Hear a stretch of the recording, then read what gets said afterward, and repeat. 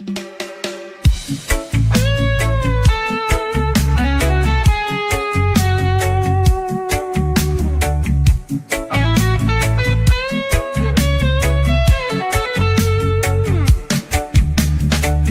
for the weekend, for the MTV. High school in the 80s, oh what a legacy. Mixtapes, pop culture and skipping class. Making out after school while having a blast. Big hair days and wild bright clothes. Dancing where the night wind blows. Life in Technicolor scenes. Wishing on those VHS dreams.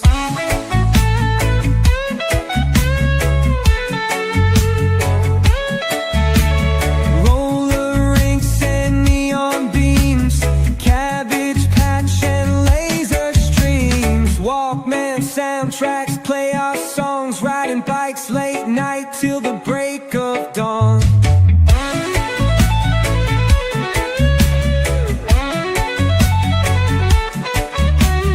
Sweet old days when time stood still. Movies end but memories will live forever within our hearts. Polaroids, pictures and sticker charts. Big hair days and wild bright clothes. Dancing where the night wind blows. Life in Technicolor scenes. Wishing on those VHS dreams.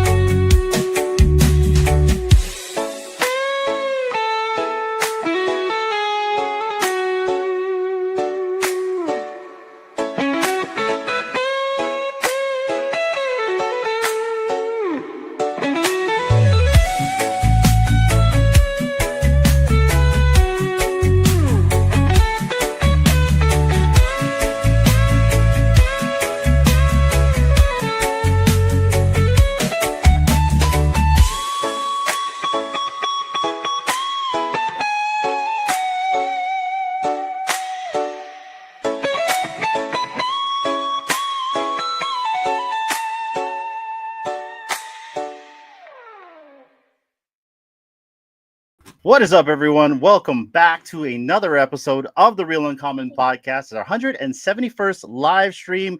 Happy Aloha Friday, everyone. I hope everyone is doing well. It is time to relax and chill. But before we do that, you guys know what we got to do. We got to get Dee into the studio. Dee, how are you? I'm good. Happy Aloha Friday, everybody. I know you guys want me to sing. I'm so sorry, but I will not be singing. Because we don't want to chase our special guest away. So, yeah, we're gonna forego all that. But how are you, Hinano? That intro got me pumped. I gotta admit, I really enjoy that one. That was a new one, guys. Yeah, that's we got something that we're gonna announce later on. I'm gonna do a collaboration with a few other content creators, but that's for a later time. But I'm doing really good, guys. We have a tropical depression bearing down on us right now. It is pouring cats and dogs and everything else outside. The river is just ripping. So I'm hoping the power lasts. You know how it goes here in Hawaii. A wind blows. Next thing you know, the power goes off. But we're just going to... What's that? I said anything can happen at a moment's notice. Anything can happen. But we're here right now. So we're just going to keep pushing through it. So, but Dee, who do we have today hanging out with us? So we have... from across the many, many ponds and a vast ocean of water. It's a bit late for her, but so honored to have her here. She is an OG and a legend in the community. Hailing from Ireland, we got OrangeBagLady, a.k.a. OBL. Ooh, looking forward to this, you guys. But you know what that means, Dee. We have to go inside because we're doing an interview. We have to do this right. So, guys... we will be right back.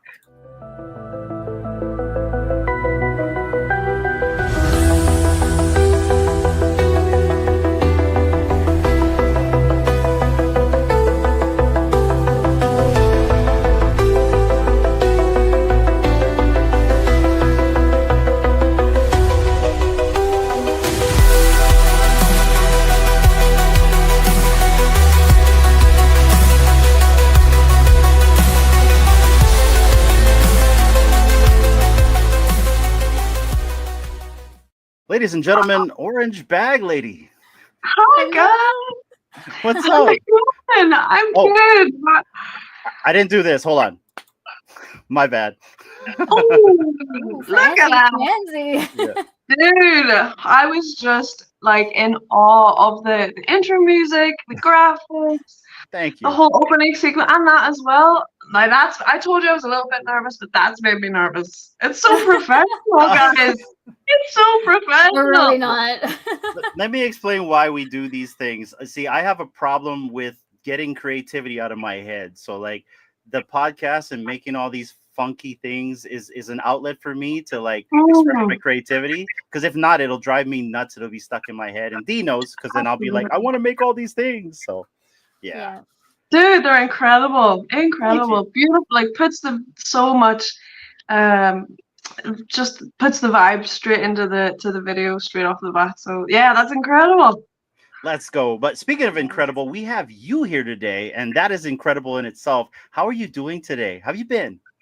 I'm good, man. I'm good. Aloha Friday, ready to start the weekend with you guys. And thank you guys so much for having me as well. This is an honor. I love your guys' content across the interwebs. So yeah, to be here with you guys on a Friday, just the way I want to be starting my weekend. So yeah. Let's go. Nice. And I know this is we had a bit of a miscommunication last time. I'm so sorry, but it wasn't time yet. So my bad. Perfect. My bad too, dude. We've been doing this. We've been doing this maybe 4 years now, and I should have learned to double check my time zones and my places around the world, because like being a global community, it can be hard to like. Yeah. You know, get everybody on the same sort of time frame. So apologies again for that, and thank you for rescheduling so promptly with me. So yeah, no worries. That actually worked out for us. So the way that we look at it in Hawaii, if something doesn't work out, we kind of just brush it off as, it wasn't meant to be. But today it was meant to be. But what really helped us that day, OBL, was it was actually our 2-year anniversary that same day. So we just ended up celebrating the anniversary that day. So it worked out, and we got you here today. So that's the main thing. So awesome. And congrats on your 2 years. 2 years of making content and on YouTube. So we actually started on X first. It's 2 years of the podcast, actually. The podcast. Yeah. Nice. I think it was a month after we started on X that we decided to branch off to YouTube. So shout out to Superstar Money. Joe and Rob were the ones that kind of convinced us to go to YouTube and to kind of stick it out. So yeah. And we can talk about that too. We're pretty open with ourselves. If you want to ask us any questions at any time, please feel free to do so. Also, I want you to be yourself. So, let the sailor's tongue out if it has to come out. We're okay with that. But before we start, OBL, I want everyone to, I want to say hi to everybody. Thank you so much for the chat, for showing up. Guys, we're probably not going to interact as much in the chat, or at least I won't, but feel free to ask any questions. We'll try to bring them up. I also want to point out that we have a sponsored giveaway from VeVe Official for a random VeVe Digital Collectible. For a chance to win a VeVe Digital Collectible, type in hashtag chili peppers in the chat for a chance to win a random VeVe Digital Collectible. Because my understanding is a lot of things that's going to be hot in the years of 2025 coming up. Some burning sensations per se. But Dee, go ahead. Yeah, so just kind of want to kick it off. Because you being considered an OG and a legend in the VeVe community and probably elsewhere. So we just want to go back to the very start and how you found out about VeVe, what VeVe even was, or is that even how you started? Give us the backstory of how you started off, if you don't mind. Sure. So yeah, it's kind of a random one, actually. So I was sitting at home one day. This was in the summer. I would say before March, so by February time, start of February maybe. We were my partner and I, Dr. Green Thumb, we were chilling watching the news one day, and this news story came up about Beeple. Have you guys heard of the NFT artist Beeple? Yes. Yeah, he's a big deal. So this news piece was all about his everydays piece that was being auctioned off at Christie's. And I was like, it was for like 69 million pound or something crazy. And then it just started describing like what an NFT is and this whole idea. And from that, like me and Green Thumb and I had a real discussion about it, like the ethics of it and how that's going to sort of change the art space and whether it made sense to sort of go digital, and just had a real sort of conversation about it. So I wanted to do a little bit more digging. So I downloaded OpenSea because of course his work was held on OpenSea and that's where it was sold.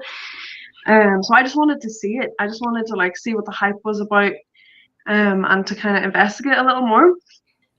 And from that, so I was in the App Store looking at OpenSea. There was Mintable about at the time. What else are the old ones? I think those were the only two I downloaded: OpenSea and Mintable. And then VeVe was just right next to it, like under the bracket of NFTs, and then VeVe was there. So I was like, I'll just download this and see what this is, because it's kind of in the same category. So yeah, downloaded it. This is like, and this was kind of COVID-y time as well, so I had a lot of spare time. Sitting up, I'm a bit of a night owl, so I was up until like 4 in the morning. 4 in the morning, looking at this app, like, what is this? I was looking at like the unicornos. That was the main thing that kind of drew my attention to this app. And then obviously you can see all of the other IPs and stuff, but it was just quite different looking at OpenSea and the type of stuff that was being offered there, and then VeVe sort of being similar but very different. So yeah, I just was sitting up, and I gotta give you this sort of backstory as well. I am very cheap. I'm frugal, right? Frugal, yes. Yeah, not cheap, but just wise. I'm like very ching.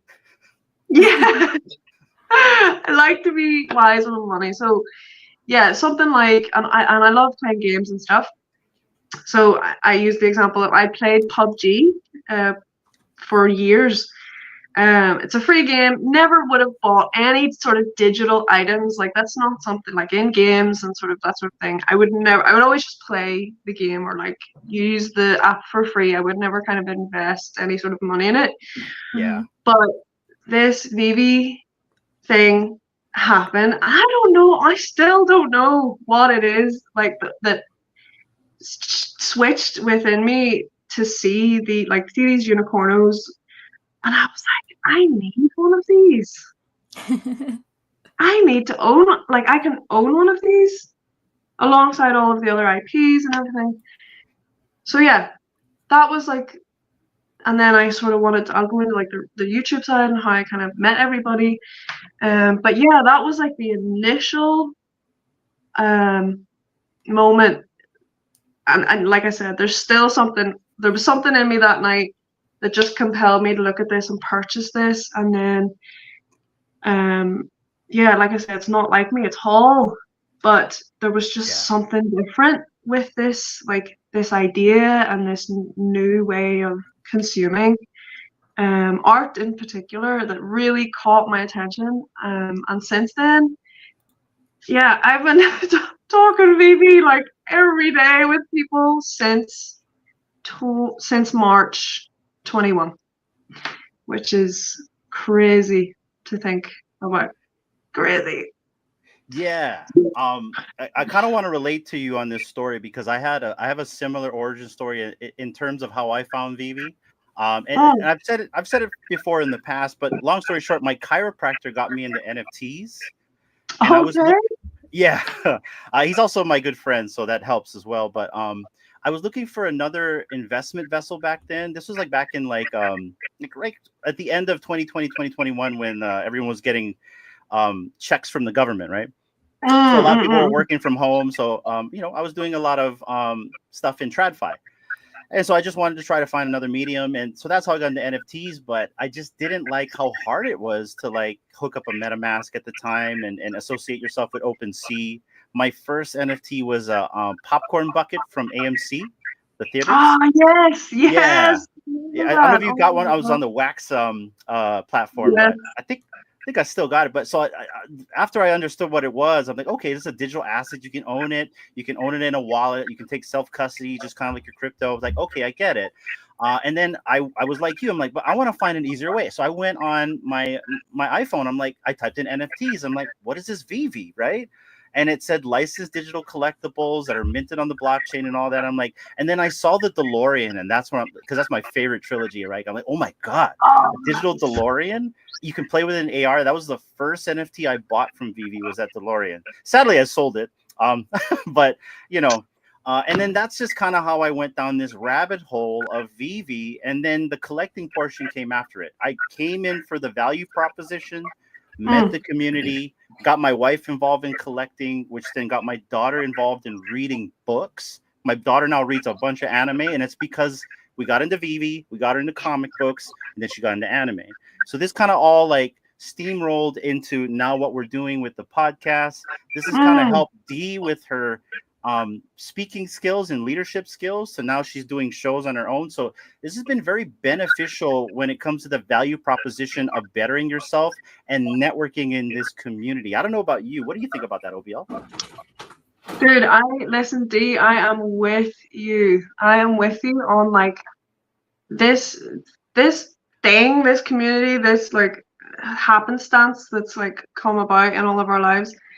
I was so like my background is like performance and performance art and dance and all that sort of thing. But when it comes to like speaking, like I could talk to you if we're standing at a bus stop and like we could have a chat and like just yeah. But talking in like in this more of a formal way or like Yeah. on spaces in like a yeah, a group setting, that was always something that I really struggled with.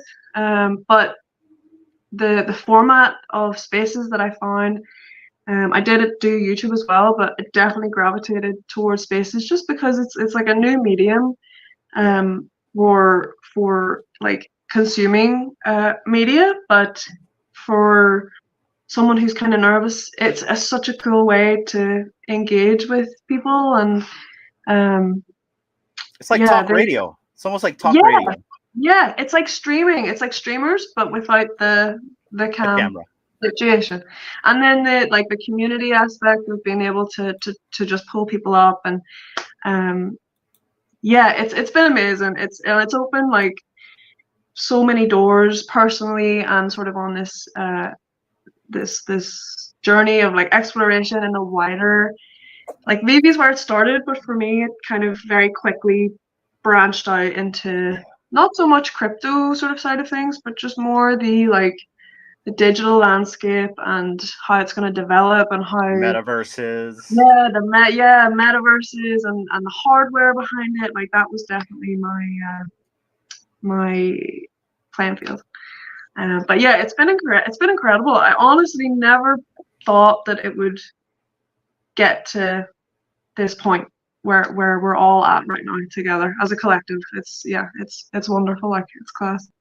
Well, before we talk about the future, I kind of want to rewind to the past and just kind of do a Mm. follow up on what Dee asked you, because it's my understanding that you were one of the very first OGs to kind of start a space. And so I remember the first time I went on Twitter Spaces, and it was actually Silicon Secure's Twitter Ah, space that he did.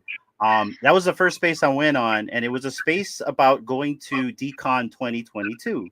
And it was just like, the road to DCon 2022, I believe it was named. And he was just asking people, come up. If you're going to go, I'd like to meet you, introduce yourself. And that was the moment I decided to go up on spaces for the first time. I was really, really nervous. It was him and mm, another guy with a bat cowl PFP, but I found out this guy was from Hawaii.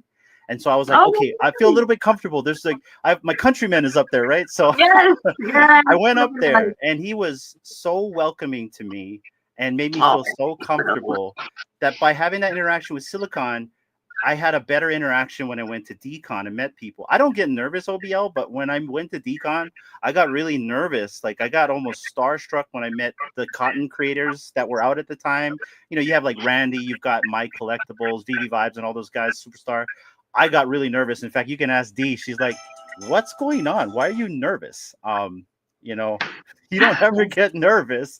And I said, I don't know, but shut up. Don't tell him I'm nervous. And the rest is history after that. Anyways, I'm going through a long tangent. So I kind of want to know, how did it start for you when you opened your first space? In fact, describe your very first space to us, you know, like the pitfalls, the microphone issues, playing music, and then try to go from there, but kind of like give us a take on that.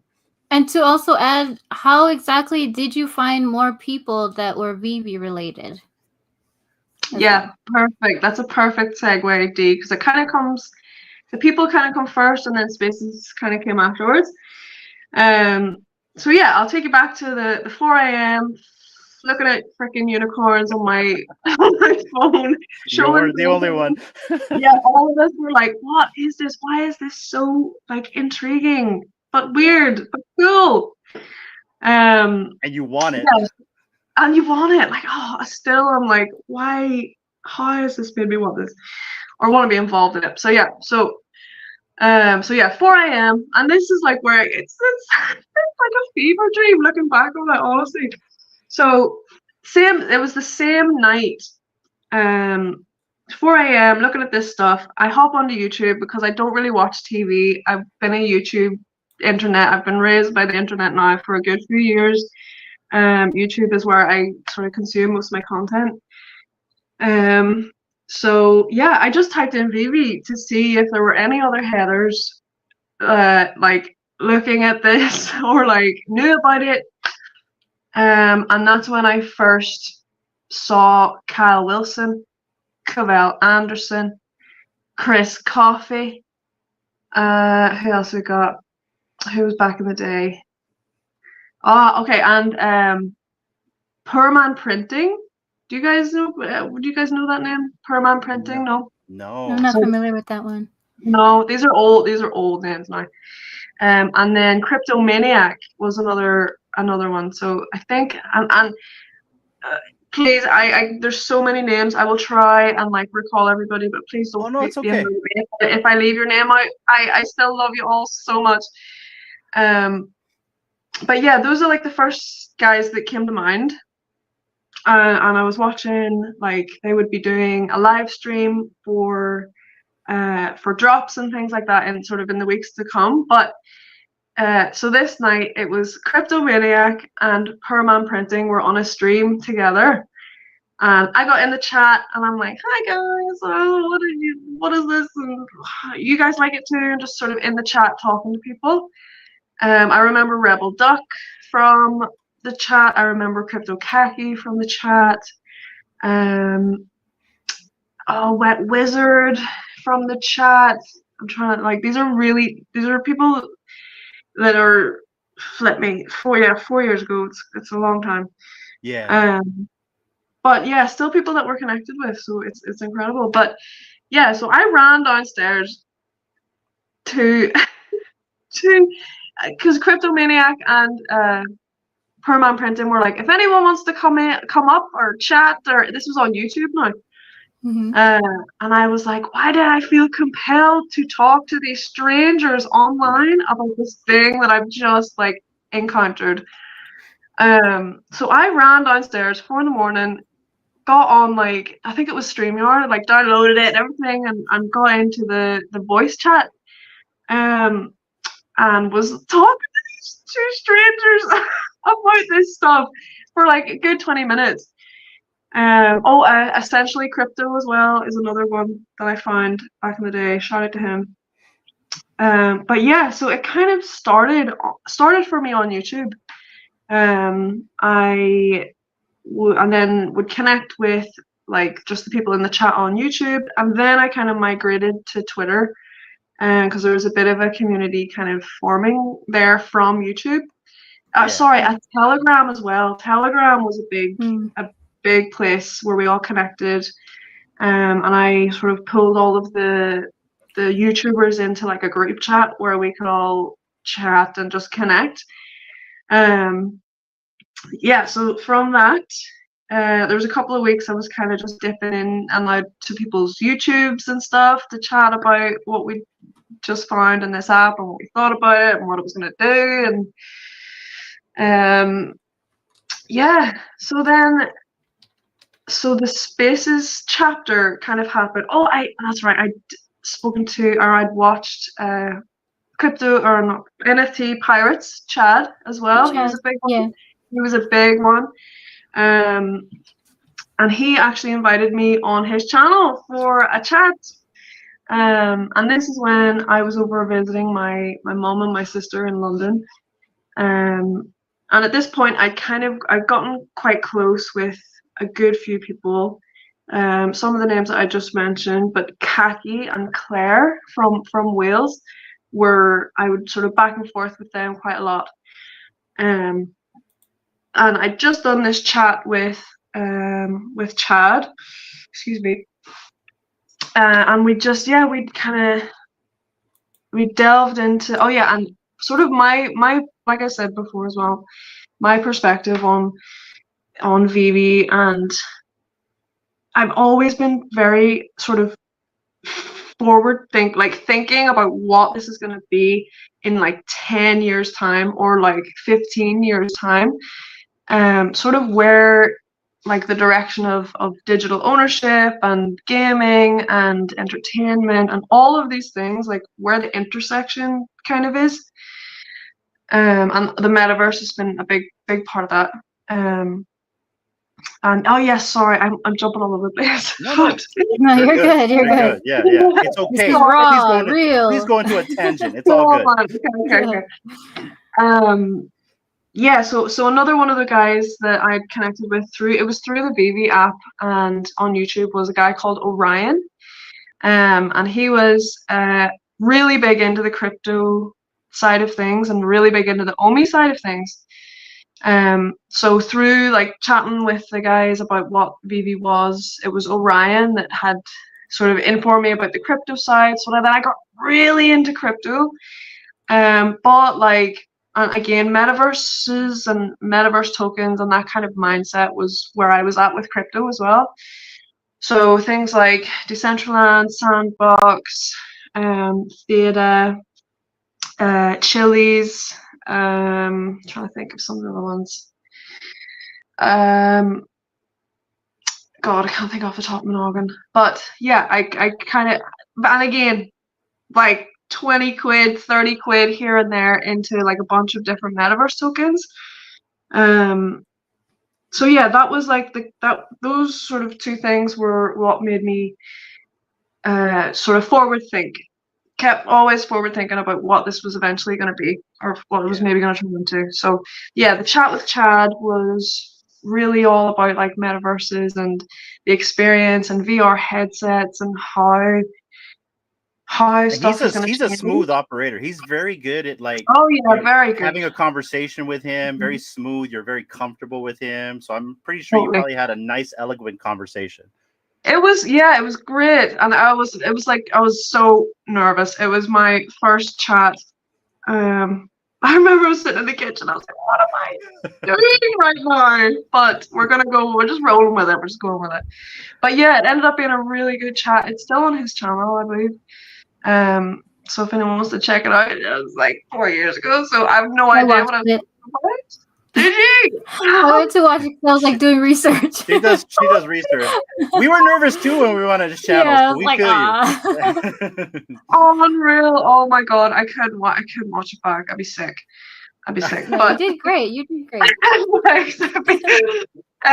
but yeah, so yeah, from that, so it was actually that weekend of that live stream with Chad that I connected with Kaki like quite a lot.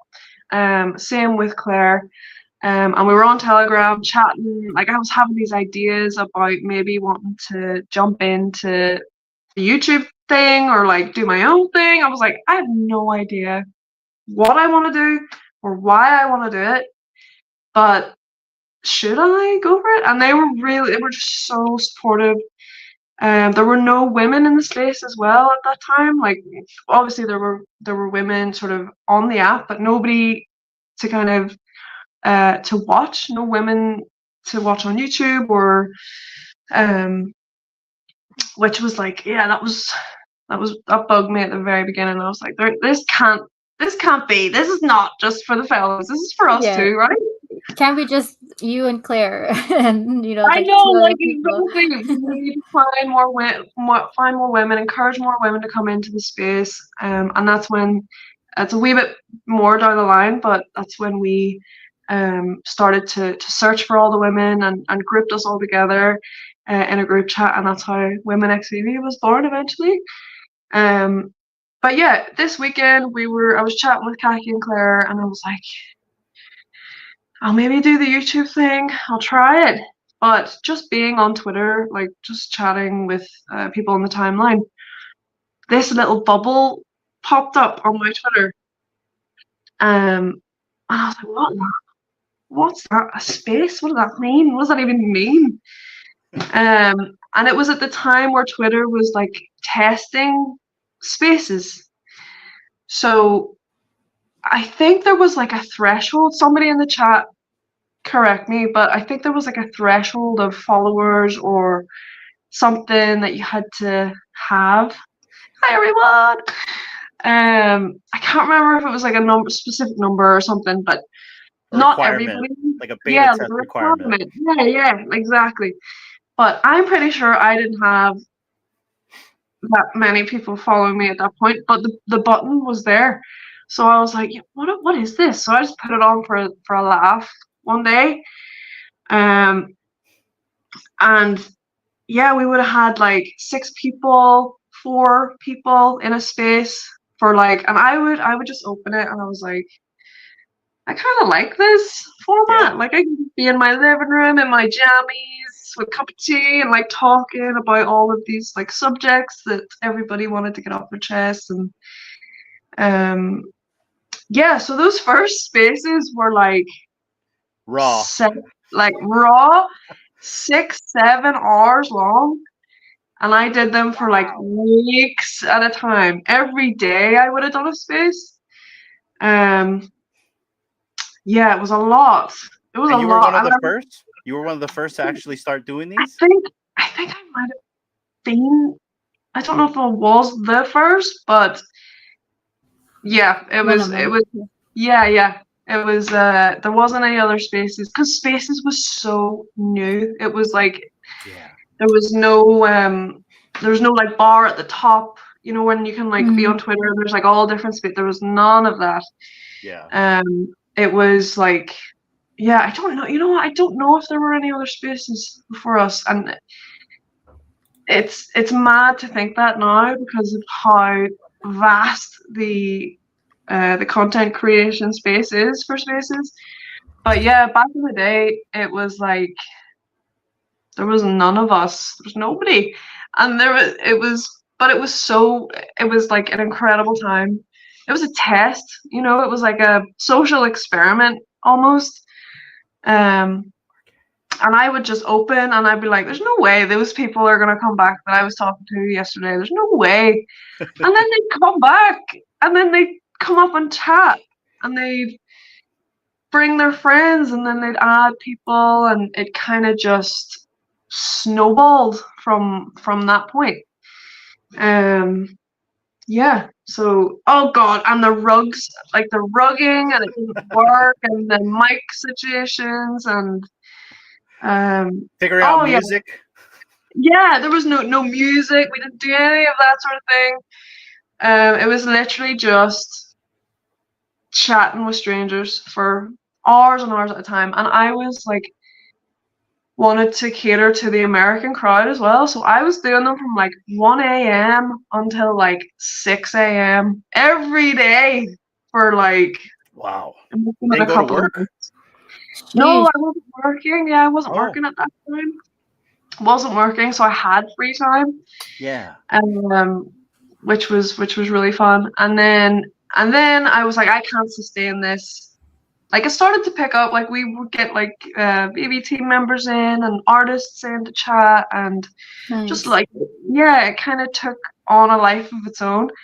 And then I kind of settled with Kaki, and Kaki as well was a big, like, we did it together. I would sort of run the space, but Kaki was always my right hand man. And yeah, then I was like, right, I can't sustain this now. So I need to like choose a day and like stick to the day. So that's when I kind of retired my 24/7 job and just stuck with a Tuesday. And that's when Chatting Tuesdays was born. Ooh, love that name. Yeah, Chatting Tuesdays. And yeah, that's kind of the genesis of my Spaces story. That's Cool. incredible. And sorry, Nano. No, go ahead. Yeah, and I didn't know that, because I just recently got into the Women X VeVe group late last year sometime through Raven. Yes. And I didn't know that you were one of the like founders of Women X VeVe. So that is cool. I didn't know how it all started, like who started it. I was just like, okay, there's a bunch of ladies here. Yeah. Well, it was like I said, there was Claire and I's mission, and this was something as well that was kind of brought out in the community. That Dan and Dave had come out and said that out of the total community members, I think he said 45% were women, and the rest were men. And we were like, sorry, that is not true. There is not that many women out here. And then I think we got the numbers back, and it was actually 4.1% Wow. women in this space. And we were like, this cannot fly. We can't have this. Yeah. So yeah, I'd made a group on Twitter, and just that's how I found Wendy. She's a super OG. Claire, Crypto Baby, now Athena. We would have Gex, we found back in the day. Greb. There's so many women. I need to look back, but the list. Oh, hello. The Little Prince. Oh, it is beautiful. Hi, Prince. Oh my goodness. He's beautiful, guys. He's our third co-host. He's our third co-host. He's a producer, actually. Yeah, he's a producer. Okay. Yeah. You gotta run into buy him. Yeah. He wants to be involved, though. You can see already. Oh, So definitely. He's saying hi. Oh, Hey, big guy. hi, big dude. Hi. Hiya. Oh, guys, he's so cute. Oh my goodness. Oh man, he's gonna steal the show. Well, listen. Let him take it. Let him take it. Yeah. So that was like a side quest that became its own entity eventually. Yeah, and shout out to all the women, all the OG women that have stuck around and who are still in the space. It's such an important part of this community. It is. And that, yeah, I my vision for it was always for us to connect, and then branch out and to make all of our own content and connect with all the other creators and sort of have this big networking family, which I really think it's turned into, it's phenomenal. But yeah, that was something we wanted to change and wanted to make sure that we could try and make a bit of a difference if we could, and I think we definitely have when it comes to equality in the space. But yeah, that was probably around the same time that the spaces would have got started, and then we transitioned from a Twitter sort of just collection or group of us, and we started a YouTube channel, and then started to do interviews and stuff with community members as well. So yeah, that was an incredible development of the story as well. Yeah, that's awesome. And I appreciate you like taking the time to tell us how it all began, because seriously, I didn't know the whole story of how certain things, started. Um, Before I ask my next question, Hinona, did you have anything to add into that? Yeah, I just want to say that I love hearing the origin story of how this group formed. I'm a big supporter on getting more women into this space, Web3. I'm a big supporter on D and Raven. Raven, especially, I seen you in there. Raven was basically explaining that she's coming out of her shell and she's doing more things. I love that. And I really want to be a big supporter with that type of stuff. So, like, having women start doing their own shows, maybe doing live streams, doing stuff like this, I'm all for it. And I told D, whatever I can do to help perpetuate that, we're all 100% behind that. So, like, bravo to you for that, for telling us his origin story. I love that. And we're here to help in any way. Definitely. It will, for not forever, hopefully, but yeah, the tech space in general, like, just as massive and vast as it is, there's so many different sectors, and for me, equality is just always best to have Yes. perspectives from women and men from different parts of the world and different age groups, and like you're always going to have a better outcome when you have like a mix of a community like that. And yeah, when the scales get too tilted one way, then for me that's kind of when it gets, yeah, Not fair. it's not fair, and we're moving like into this new way of doing lots of different things. So for me, that was just a no-brainer, that had to come with it. We're not having this like completely male-dominated way of doing things in this new future tech way of doing things. It's just, yeah, we wanna try and keep it as balanced as possible. So yeah. Let's go. Go ahead, D.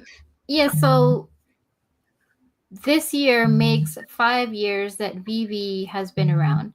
And when I did watch your interview with Chad, that was 3 years ago, you had also talked about, women being in the spaces. And I know for a little bit you were not inactive, but you weren't like, I didn't see you around for a little bit. So being kind of like, I guess, in the background for a while and then coming back, do you think that we've made progress with getting more women involved in the space? And also, like, what else do you think is like, as a woman, how we can get more females to like, join in, or just kind of be more comfortable in joining, the spaces and the community?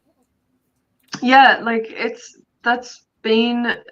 is a challenge. I think but it's an important one. It's an important challenge that needs to be cracked, and it needs to not have any pullback on it. I think the only way is forward.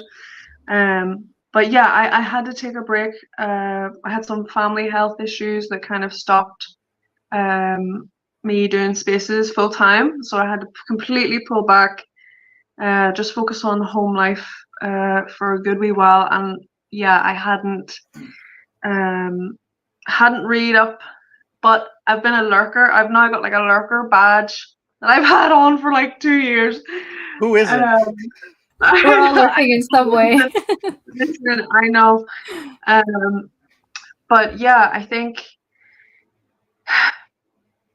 in order to get more women into the space, for me personally, I don't know, I don't like saying that I like things that men like to do. Like, I like to game, I like to obviously this tech space is again, it is kind of male dominated, but I'm very interested in that. But I think when I say I'm a gamer, I don't think that needs to be like restricting. I think making things that are appealing, like if I was to say to play like, and I'll get into like the VR chat side of things as well, because that's a whole sort of other story in itself. But bringing women and bringing my friends and bringing like like-minded people into the space, it's so important. And to have like, it's so new, so having that attitude, and it's difficult.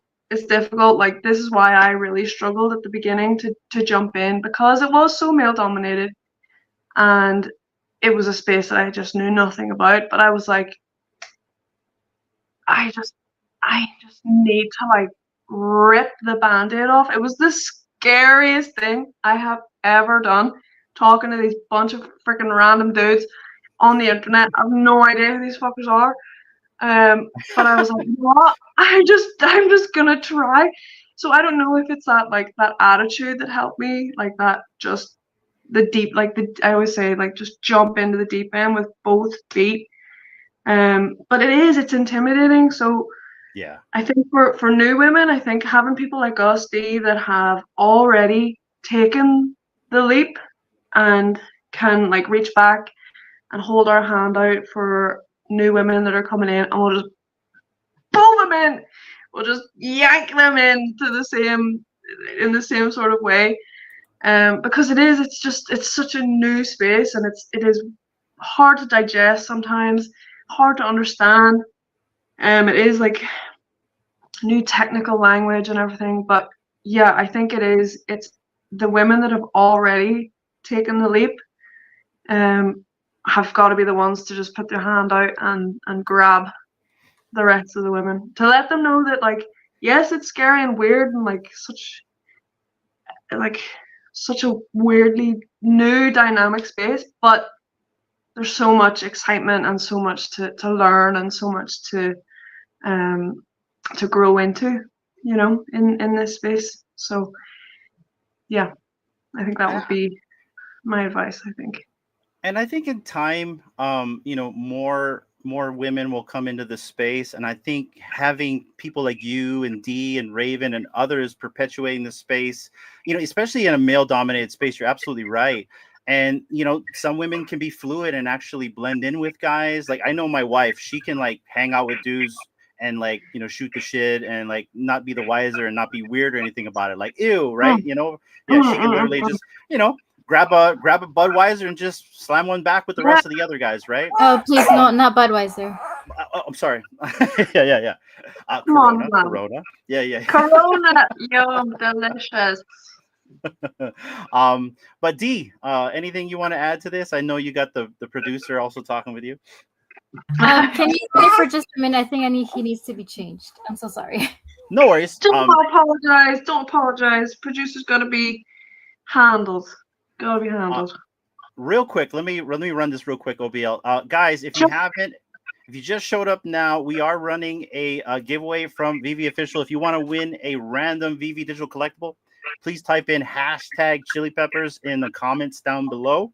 We will run this giveaway at the end of the show. And then since Dee has got the little princess, she's a little bit busy, I wanted to kind of like shift over to like Web3 and metaverses a little bit. It's my understanding you're also into VR and stuff like that. By being in this community and networking with all these people, I've been able to like at least educate myself more in this space, kind of understand a little bit more about the Decentraland, sandboxes, artificial intelligence. So I kind of wanted to know your side and take on Web3, your experiences in the metaverse, and where do you see this type of technology taking us? Yeah, 100%. Like, that was the big part of the drive for me, sort of looking into this space. Like, that was a huge motivator, and it's kind of the end destination where I see all of this sort of ending up, and then this, like, we're the very, very beginning, where we're kind of just like prepping to move into this like digital way of not living, because that sounds so fucking dystopian, but like experiences. yeah, experiences. Kind of like how we moved from the big chunky TVs to like the thin TVs, and then from VHS to DVD, and then mini disc and blah blah blah blah. Like that sort of evolution of how the record things. player to a little tiny MP3 player. Exactly. Like this is just the next evolution of that. So yeah, it kind of started with Chad and like the conversations that I've had. The crypto coins as well, and like the metaverse coins were a big driver as well for like how I was kind of thinking about where this is all eventually going to end up. Excuse me. So yeah, it was. So yeah, I bought Sandbox, Theta, Chili's, a bit of Sand. Did I say Sand? Decentraland. Those were like the two main sort of crypto-based metaverses that I wanted to explore. But like I said, I've been a gamer, I'm not a gamer. But I play like Crash Bandicoot, Spyro, The Sims. Casual like gamer, I said, casual gamer. Yeah, casual gamer, like PUBG, blah blah. So I kind of know like the digital world as it is. I'm familiar. So yeah, I kind of wanted to see if there was like an intersection. So I tried to get into the Sandbox, tried to get into Decentraland, but I was working off like a really crappy little notebook HP laptop thing at the time, which I had already destroyed. I had downloaded I had destroyed it by I downloaded an emulator onto it so I could play like old school PS2 games on my laptop, and then I also tried GoldenEye. Yeah, all that sort of stuff. Yeah, so I'd already royally fucked up my wee laptop,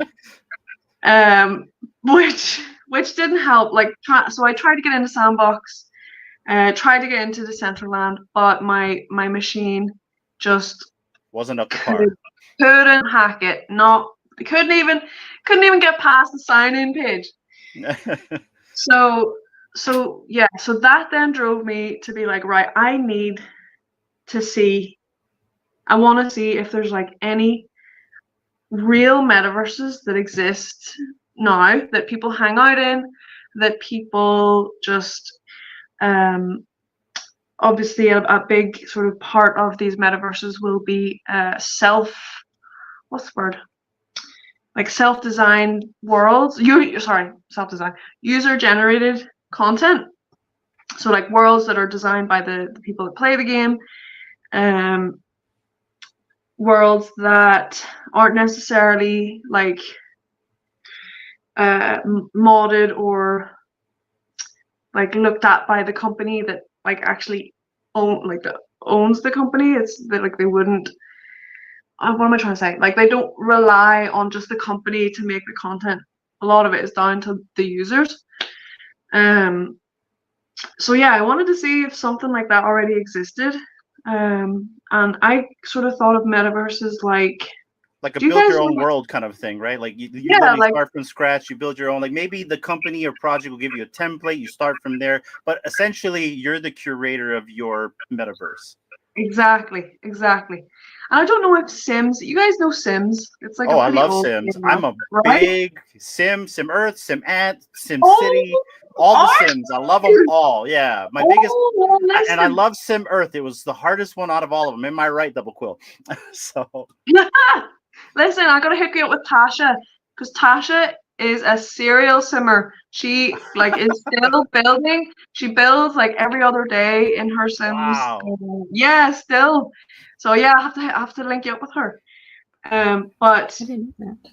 Yeah, so and Sims, to me, Sims is like kind of like a metaverse in that you build your own house with your to the vibe that you want, with the decorations that you want. It's kind of like a metaverse in a way. It's sort of self-contained.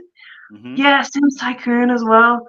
it's self-contained, but if you could imagine Sims, but like an open world where you could have D in, and I could come into your house and you could come into my house, and like that sort of idea is one that I had a wee while ago. And things like, do you know Habbo Hotel? Do you remember that? Is that like might just be a British No, thing? shoot, yeah, I no. don't remember that one. There might be Harbor maybe an Hotel? American version of that, and they named it Yeah, something different, maybe. like Sim Hotel or something. You know? Yeah, maybe. But it was kind of like a bit of a dodgy chat room where it was just a hotel, and you'd have a little avatar, and you'd walk around, you go into different rooms, and it's open, so anybody can come in and chat. You know, like the dodgy chat rooms of the 90s when like the Yeah, first computers the came dark out. social rooms in Dark the social internet, rooms. Amen, amen. So like that's all of those, like the all of AIM those. back channels. You know, the AOL AIM back channels that you used to do back in the day, and the Oh SMS. gosh. Yes, yeah, like this, like all of these things for me are in my mind were like, right, yeah, these are the components of what is eventually going to be like the metaverse or whatever you want to call it. So yeah, I wanted to see if there was one that existed. So I downloaded Steam and just like typed in metaverse or like digital land or something, and VR chat popped up. And this also changed my freaking life, because this was an epic moment where I was like, yes, I can experience like what I think VeVe is gonna eventually, like from what they're saying, I think this is the direction that they're sort of wanting to go.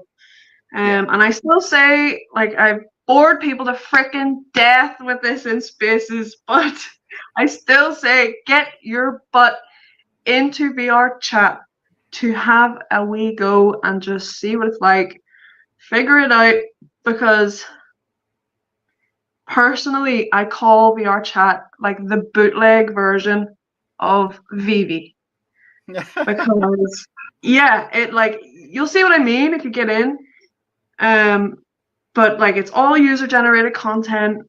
All of the avatars that people wear are like Spider-Man, Iron Man, like, but again, they're all user generated, so they're not like licensed, they're not official. It's all user generated. So nobody can get like copyrighted or anything, because it's open, like an open source sort of idea.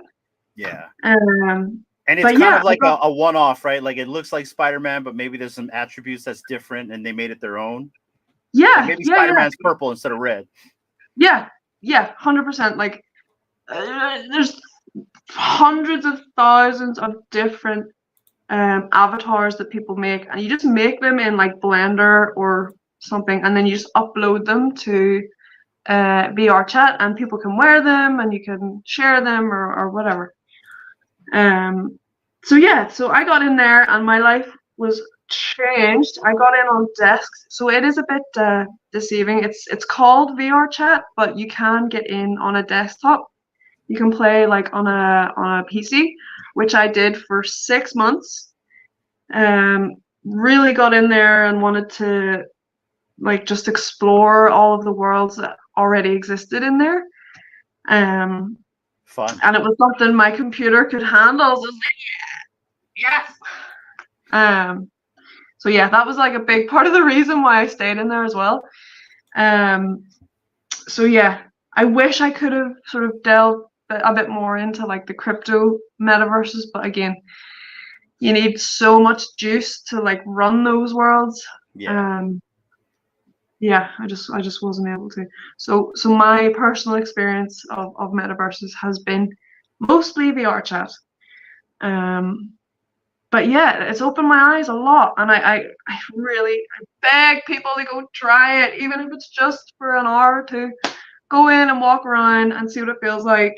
And yeah, that was always my push, was just for people to like prep themselves and go in and like see what it feels like to walk around as an avatar and like look at worlds and talk to people and connect with people in the community and find your focus on the because my big issue with VR is the motion sickness.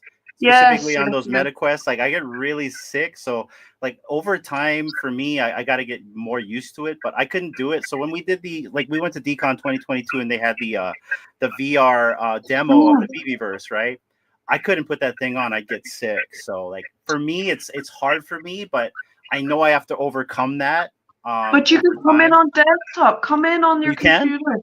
Yes, yes, yes. Come in on the desktop.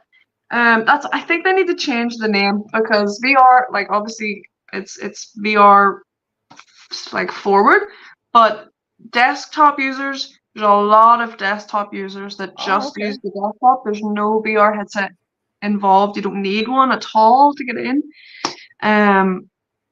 So yeah, I would still encouraging everybody to get in and give it a go.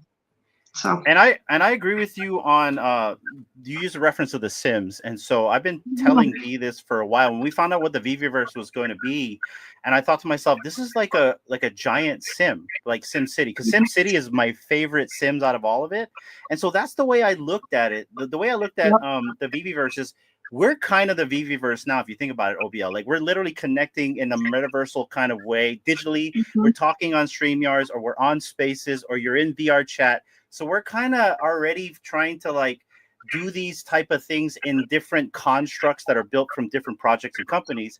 And now David and Dan are actually creating their own construct, aka the VeVeVerse, for us to kind of like do the same socialization that we're doing now on Twitter, StreamYards, and all of that stuff. So I've always looked at the VeVeVerse as a social platform like The Sims, exactly what you're describing on VR, where we could, talk about our fandoms. It'd be a place for geeks and fandoms to go and hang out at, because when I was young, and I'm pretty old, I'm going to date myself here, I'm like in my 40s, mid 40s, there wasn't a lot of places to hang out but the comic shop, right? And so like a lot of our geek friends, we'd go to the comic shop, we'd hang out outside. They'd get, depending who'd worked there, they get upset because it's like we're loitering, right?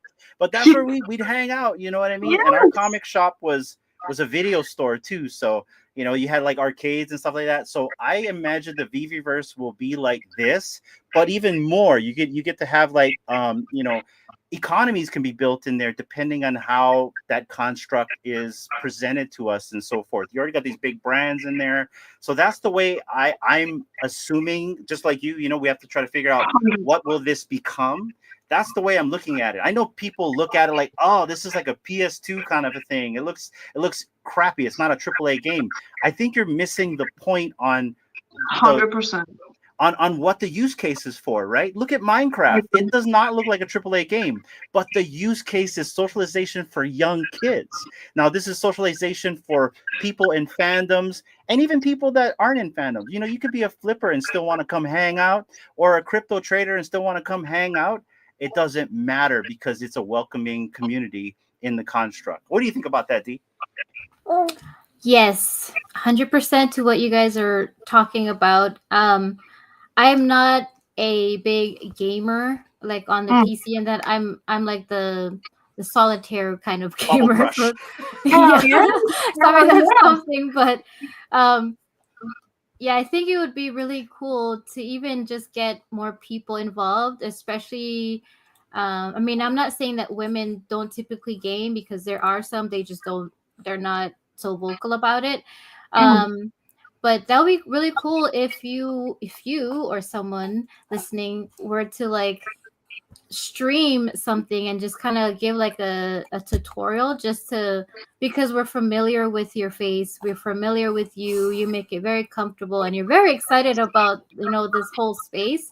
So I think if you were to do like a tutorial kind of thing, or just to show people how your space is that you've been working on, I think that would be like a really good like entry for people, women, myself, because I don't do anything VR chat. I gotta go look into that now. I'm going to pester you now until, if you say that you're going, I'm gonna pester your ass and I will take you round. And I would love to show you. I'd love to introduce you and show you around. But I think that's a great point, and that's kind of what I was trying to get at, but I fumble my words.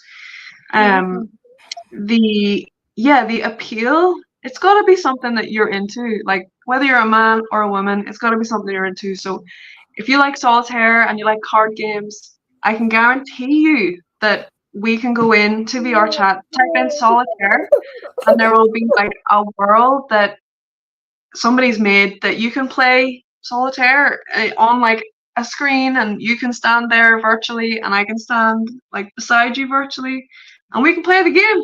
We can just play it. It doesn't have to be something that's like way out of your comfort zone or something that you're not really into. And yeah, that was kind of the point where I was saying about like games for women, and that women sort of would gravitate more towards. I think it is things like Sims. And have you heard of Animal Crossing? Yes, I have. Yeah. Animal Crossing is such an amazing game. Yeah, like strategy games and card games, or like art-based games or anything. Like, I think we just need to meet people where they are.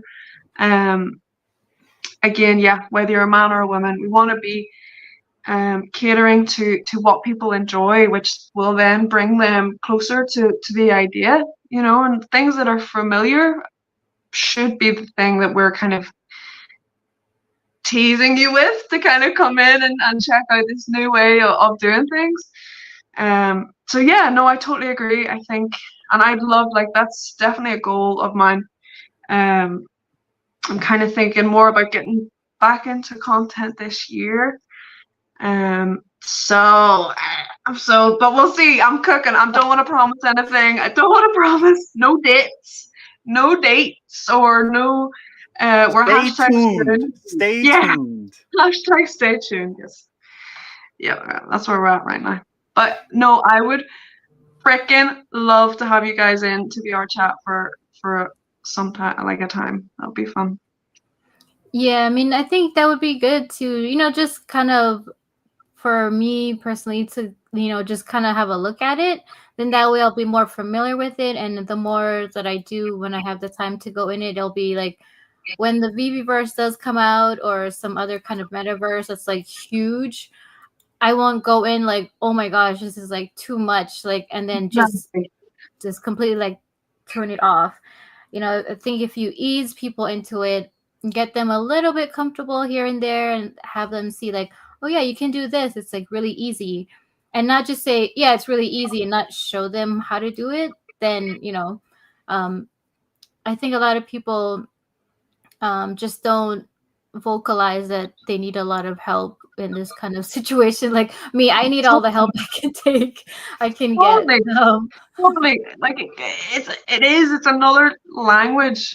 Like for all of us to learn, it is a new language. But like you say, when you get that wee bit of help and you get that hand held out and I'll pull you in and I'll not let you go. Like, but you know, it is that just getting your foot in the door, and then it gives you a little bit of confidence to maybe go in on your own and check it out. You need somebody to kind of show you the ropes a little bit.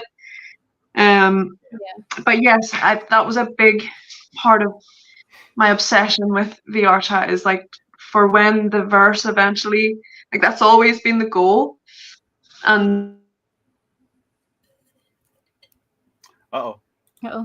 we may have lost OBL. Hello. Hello. Oh, she's back. Okay. She's back. It's the wind. Okay. It's the wind across the pond. Yeah, we're good. You're good. You're good. You're good. We're good. We're good. Okay, good. What is it? What was I saying? It's okay. It's okay. Okay. We were talking about the ease. That's what you've been wanting to do. You're like trying to ease people. Yes. Oh yes, sorry, yes, about the VeVeverse and VR chat. It was kind of, yeah, my obsession with VR chat was kind of to help our community prep for the verse, because a lot of people aren't digitally native, aren't people that like go game, or aren't people that use their computer for gaming or anything like that. So for me, for people to get the most out of this new like game program section of VeVe, whatever you want to call it, like I'm someone who gamed games, has a game my whole life, but getting into VR chat and like just trying to learn the etiquette and like the way people are and how to navigate around like digital spaces and using portals and like all these sorts of things could just be good information for when this new chapter of VeVe kind of comes out. That could be all total balls. Like I'm just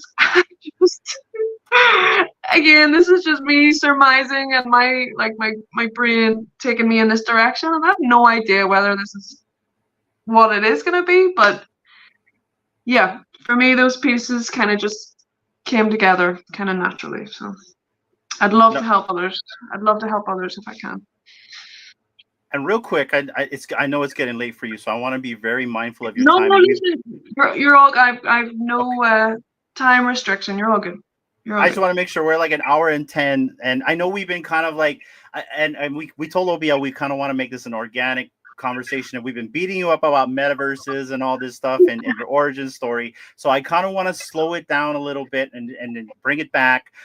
We're from Hawaii. We love to meet new people from other places. So it's understanding that you're from Belfast, Northern Ireland, which is amazing, by the way. And so we kind of want to know if you could give us like a little backdrop of where you're from. What is something you love about where you're from, and what makes it unique from other places that you've traveled to? Oh my goodness. Oh gosh. Am I Belfast? Oh Jesus. Well, like if we got off the plane, where are we hanging out, OBL? Where are we going? Where are we going? Okay, so we're going straight to a pub, obviously. Let's go. Obviously, straight to the Crown Bar in town. It's like the oldest bar. I think it's like 18 something from 1800s or something. Yeah, it's beautiful, stunning place. Yeah, and yeah, that's an open invitation. If anybody ever comes to Belfast and we need to hang out, you gotta hit me up. But yeah, I think lived here all my life. I was born in England, and my family moved over here when I was like 2.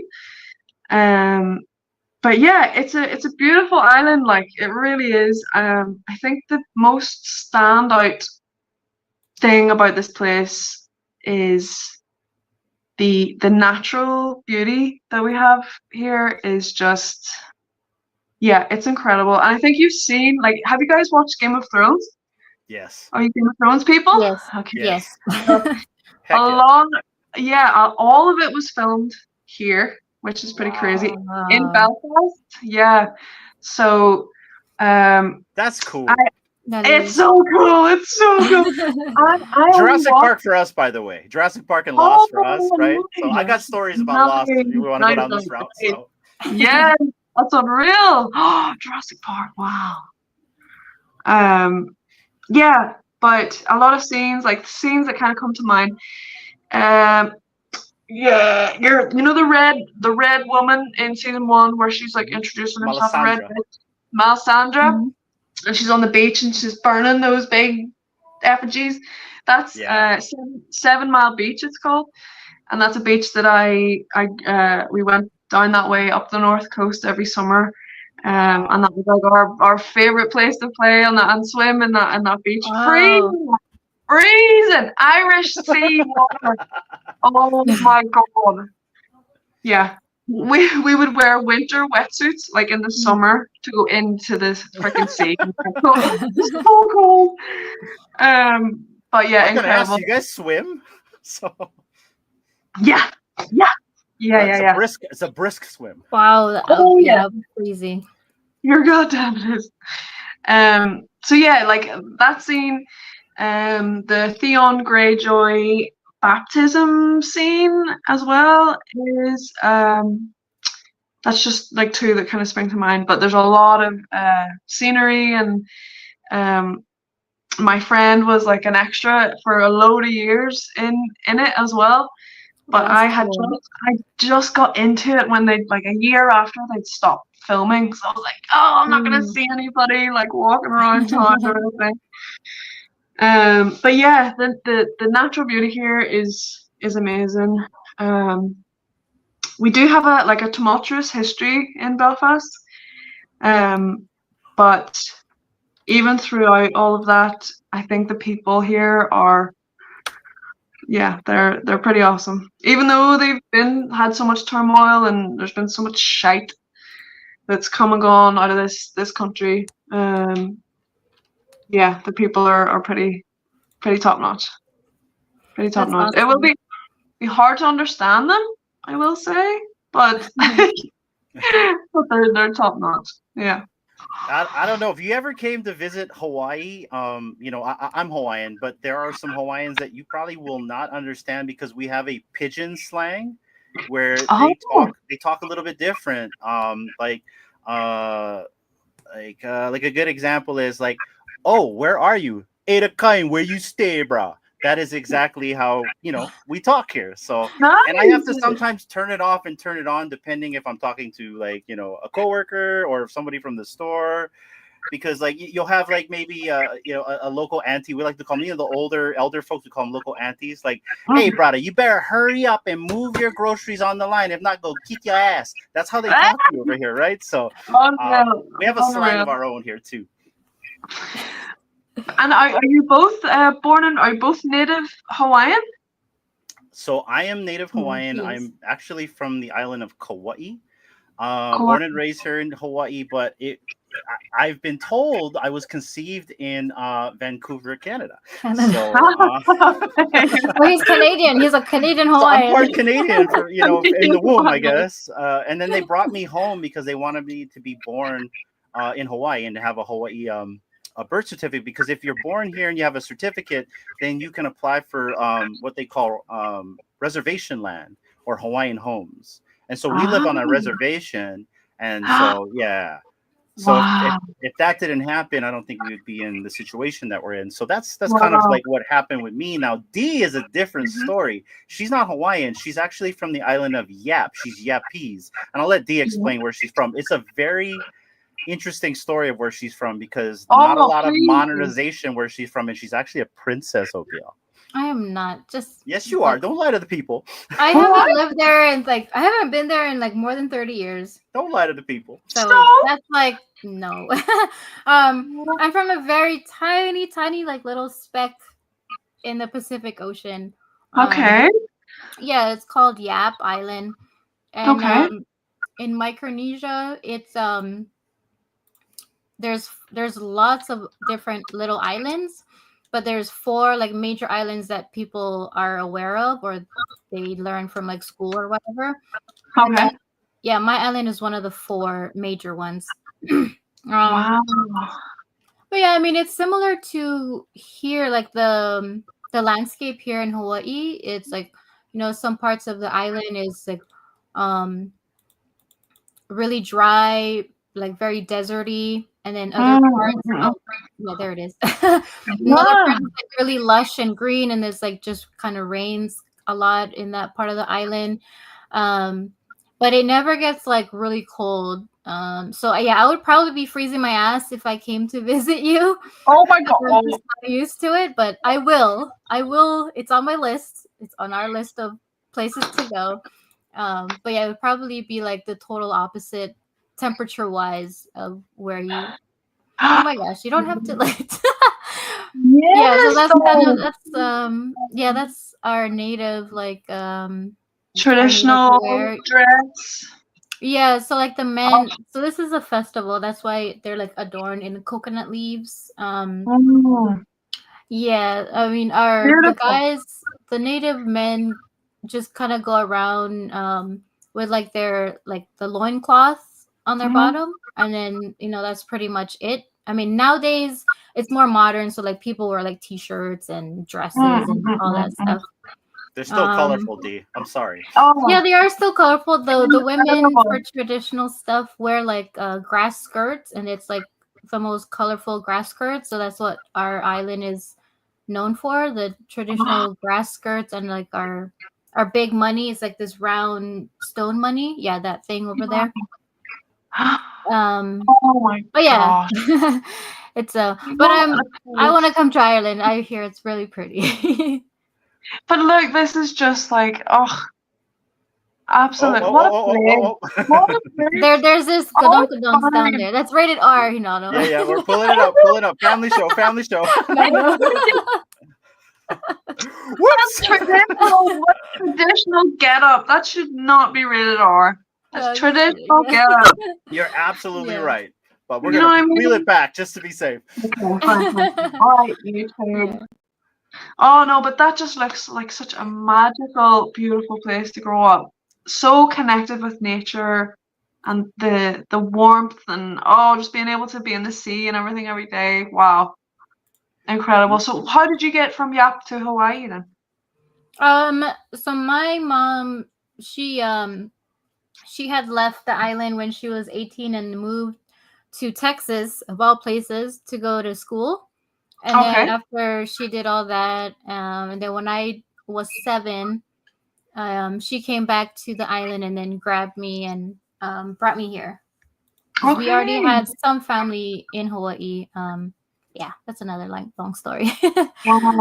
And it's interesting because so she's actually talked about this before on like a recorded video, but I remember Dee explaining the story of when she first came here, because like she's from a place where they didn't have like a lot of running water or like a toilet, right? A running toilet.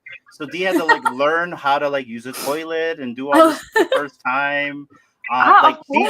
She's told stories about like climbing trees, making rafts to get to school. Like making your own raft to get to school, like that actually happened for them. So explain the story to OBL just to kind of understand where you're from. Well, I was gonna say this. It's not about me, but yes. Listen, we're talking story in all directions. That's exactly it. Okay. Yeah. I mean, I've said in our other my interview thing. I didn't know. Don't forget the bats. I didn't know how to properly use a American toilet.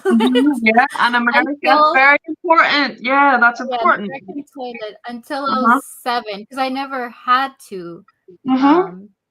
So yeah, when we were leaving to go to the airport back home,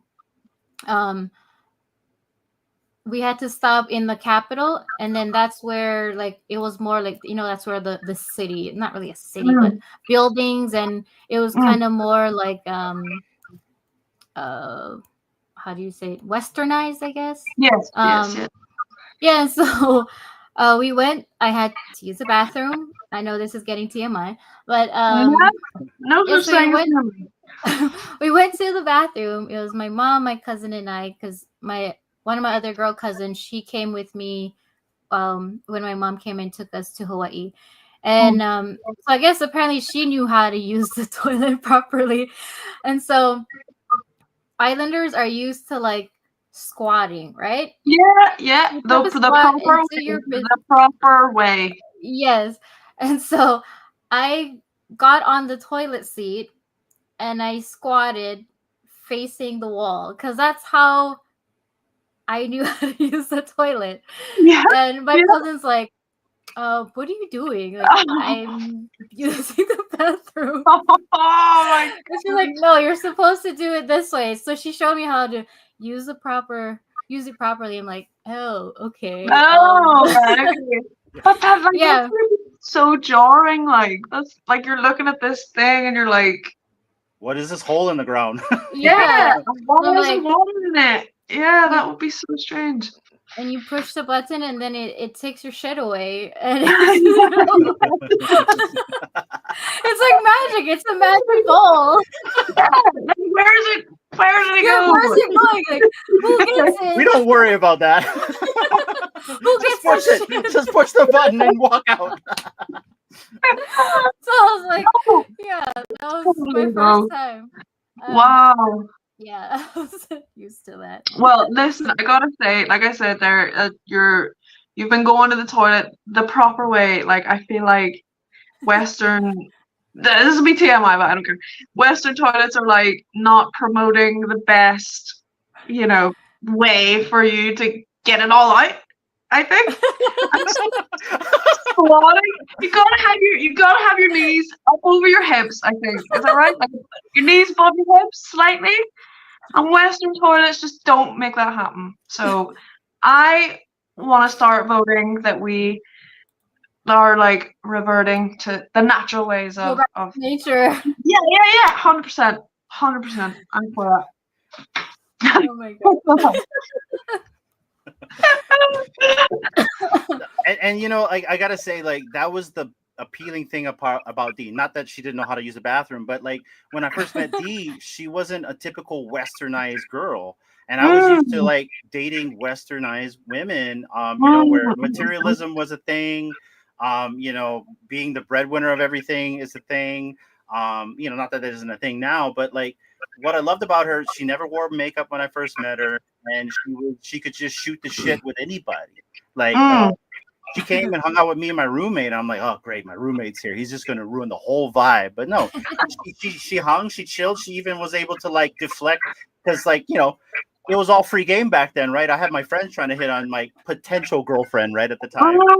Yeah. So and like, yeah, one thing I loved about her is like, yeah, she was with me and it was cool. And so like I really dug Dee's vibe because she was not a typical American female. And I really loved that. And so that's kind of what like attracted me to like pursue Dee, because she made me chase after her for 3 months before anything transpired. Listen, you gotta do your work, dude. You gotta work. Oh, I worked. You worked. I worked. Yeah. So. And so, like, how did you meet? Ooh, what's the genesis story? We met at the store. Dee. We met at the store. Tell her what this means, Dee. I know some people in the comment know what I'm talking about, Dee. We met at the store. I was a cashier. He was buying eggs. That's part of the story. You have to fast forward though. We haven't gotten to the real part. When I first saw you. Okay, so Hinano met me at a bar. And this guy knows what we're talking about. Yeah, Bob knows. Even Double Quill. She was in the cage. Yes, do tell OBL about the cage. Oh, let's go. So this nightclub had cages. You know the cages you go in and you dance? Yeah, you dance, and that's where I happened to be one night. Okay, getting on. Flames everywhere, by the way, OBL. We have flames. You're just exaggerating. No, there was no I was not.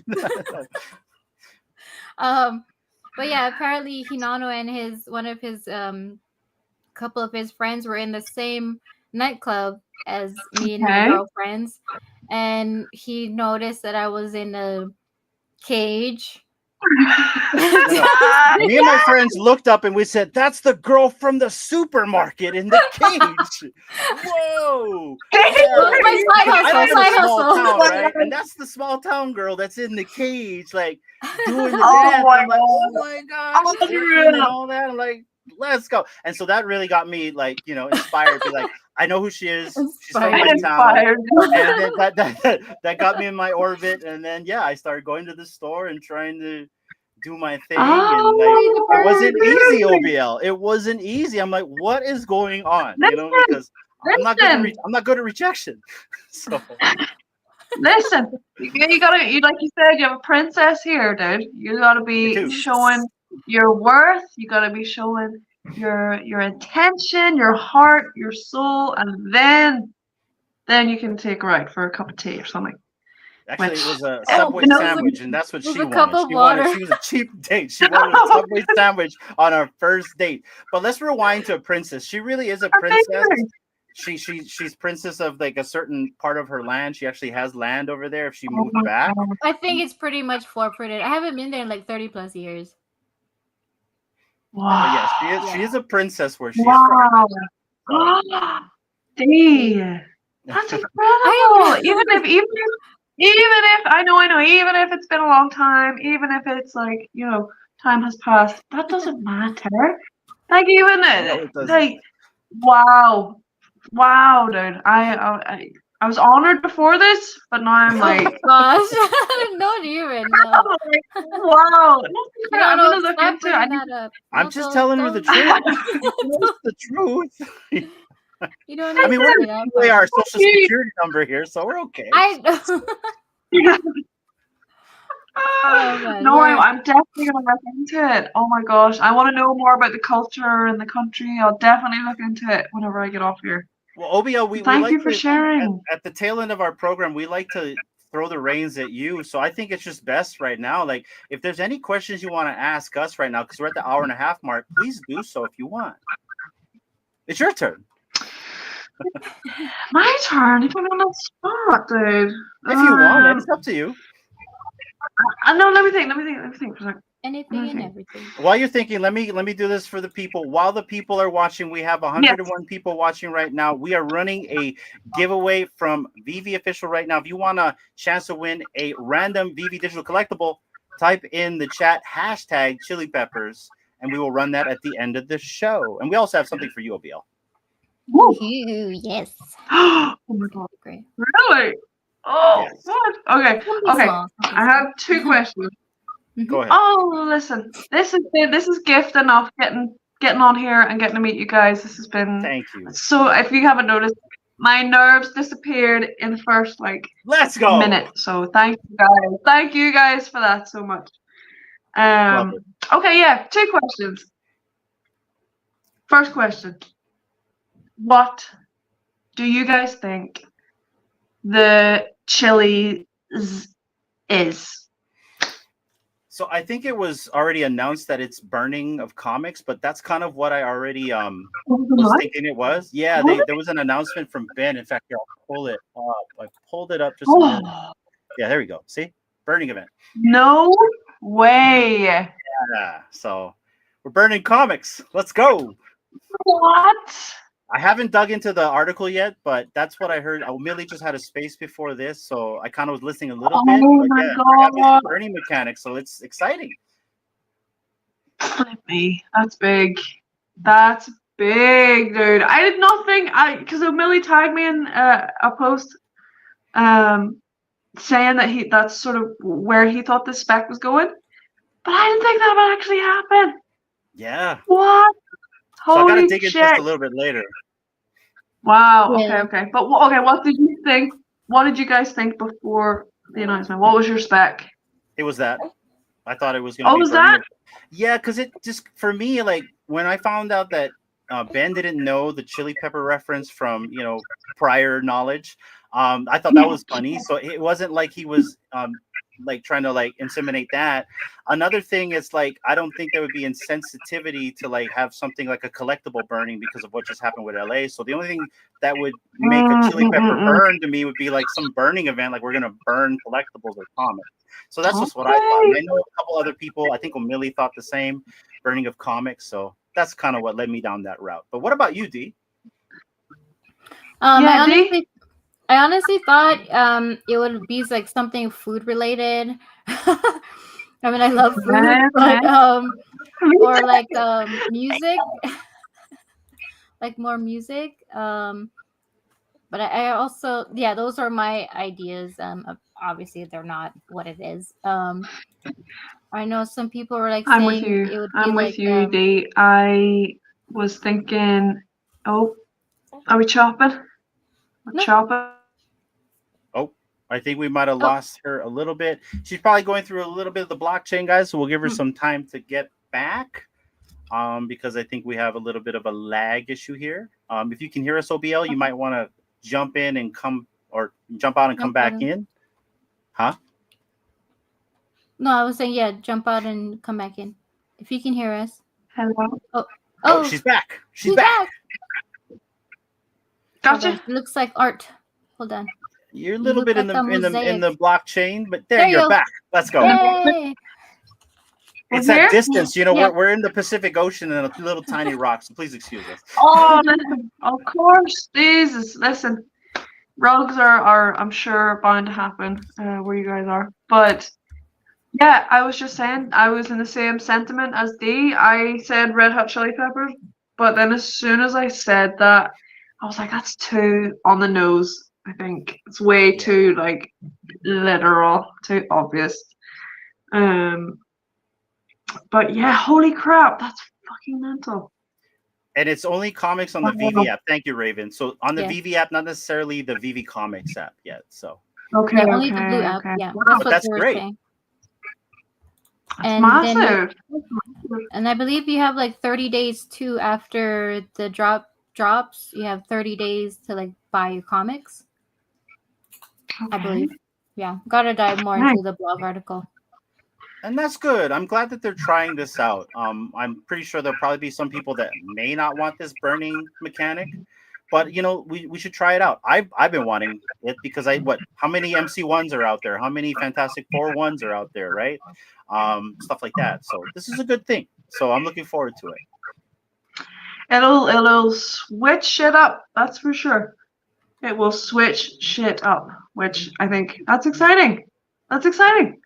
That's what we want. We just want, I think, and that's what's so cool about this space is that they can, you know, implement new mechanics. Like we've had the evolvable mechanic, we've had burning in other areas, the craft mechanic, and now to jump into the burning of comics too. That's really exciting. That's exciting. Okay, my second question was, this is going to be a bit of a weird one. So okay, it kind of relates to the VR chat situation. Okay, let's just imagine, right? Have you guys got your avatars yet? Have you made them? The Ready Player Me avatars? Yeah. Yes. You both made them? I've done some things in Spatial before, so. Okay, perfect. And Spatial's another metaverse that I should have mentioned. Yeah, dipped into Spatial as well. It's a good platform to kind of like dip your toe again, sort of in this space. But okay, so there's like, so I think people will kind of come to realize this. And this is kind of like the etiquette-y sort of side of what is my experience and what Etiquette-y, I like that. Etiquette-ish, sort of. But so we're slanging.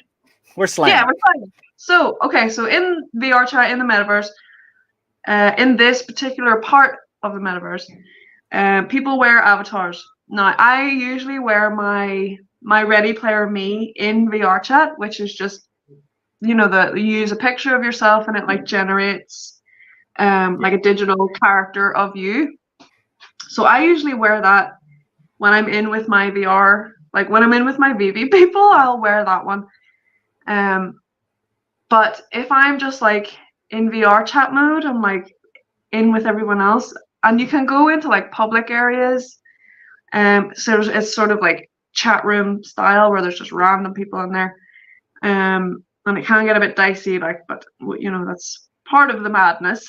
But yeah, people don't generally like wear themselves. People don't like to be a human, even. Yeah. Maybe people someone wants to be a cat. A cat or a hamster, or you know, you can be a police car. You could be Spider-Man. You could be Hulk. You could be a meme. People are like literally like walking. It's like a Doge. like a 2D, yeah, like a 2D square, and it's the meme. It's just a picture, and it floats around, and the voice of the person comes out of the meme. That's cool. In the meme. Yeah, like. Yeah. There's no limit, and it's actually it's kind of strange to go into like a VR chat public world as a human, because everybody else is like a Gundam or, you know, any sort of thing that you can imagine. That's kind of what people gravitate towards on the internet when they're like interacting with people or whatever. So my my avatar of choice is a stick of butter with really skinny arms and like really, really tiny eyes and a really tiny wee smile. I've got really skinny legs. I'm really, really tall. And yeah, that is who I identify as in the metaverse currently. So my question to you, I know it's kind of putting you on the spot, but like think of like characters that you like, or like somebody I already know how I'm answering this. I already know how. You really know? Okay. So my question to you is, what, out of all the different things in the world you could be as an avatar, who or what would you like to be in a metaverse? You want to go first, Dee? No, you can go first because I'm thinking now. Okay. I am a big fan of Doctor Who, and so I've actually modeled my Ready Player me after the both doctors. So basically, Christopher Eccleston, he's my Yeah. favorite Doctor, by the way, and I No believe he's up way. north. Yeah, he's my favorite Doctor. He only had one season, so boo. But Oh. so I modeled my avatar with his leather jacket and his comb down, and then but I wanted the jacket to look like David Tennant's brown coat. So then I made the leather jacket into a long brown coat leather jacket. So I'm a mix between those two doctors as my Ready Player. But in essence, I would like to be a doctor. Now, here's another thing. I actually made my own doctor. I called him the 50th Doctor. And so basically, I created my own doctor with my own wig, and I have a picture of it with my own trench coat and stuff like that. So I would make my own iteration of Doctor Who as myself, and I'd run around there. I'd have a TARDIS, but my TARDIS would be brown instead of blue because I'm Hawaiian, right? You know, and then I'd run around with a sonic screwdriver because I always thought that was like the coolest gadget to have. So for 100%. me, I would like to be a doctor. Maybe not a one that's established in lore, but my own version of it. Okay. All right. That's a good one. That's a good one. I don't think I've seen any doctors. And next time I'm in, I'll have a search for like Doctor Who avatars and worlds. So I'll come back to you on that one. And you gotta hook us up. You guys let us know how we can get into this world. Oh, I want to join this. I will bring you guys in. No problem. I will bring you in. We'll get a day. 100%. Dee, what about you? Okay, so I'm totally boring. No. Stop. I always envision me like I think I want to make myself this one, but then after I choose my look, my clothes, I'm like, frick, this is how I look like right now. Like, am I supposed to be like incognito? So yeah, I haven't had that much success yet, but I think if I were to go again and recreate my avatar, it would be myself, but dressed opposite of what I would be like normally dressed. I know, I'm telling you, totally boring. Okay, no, listen.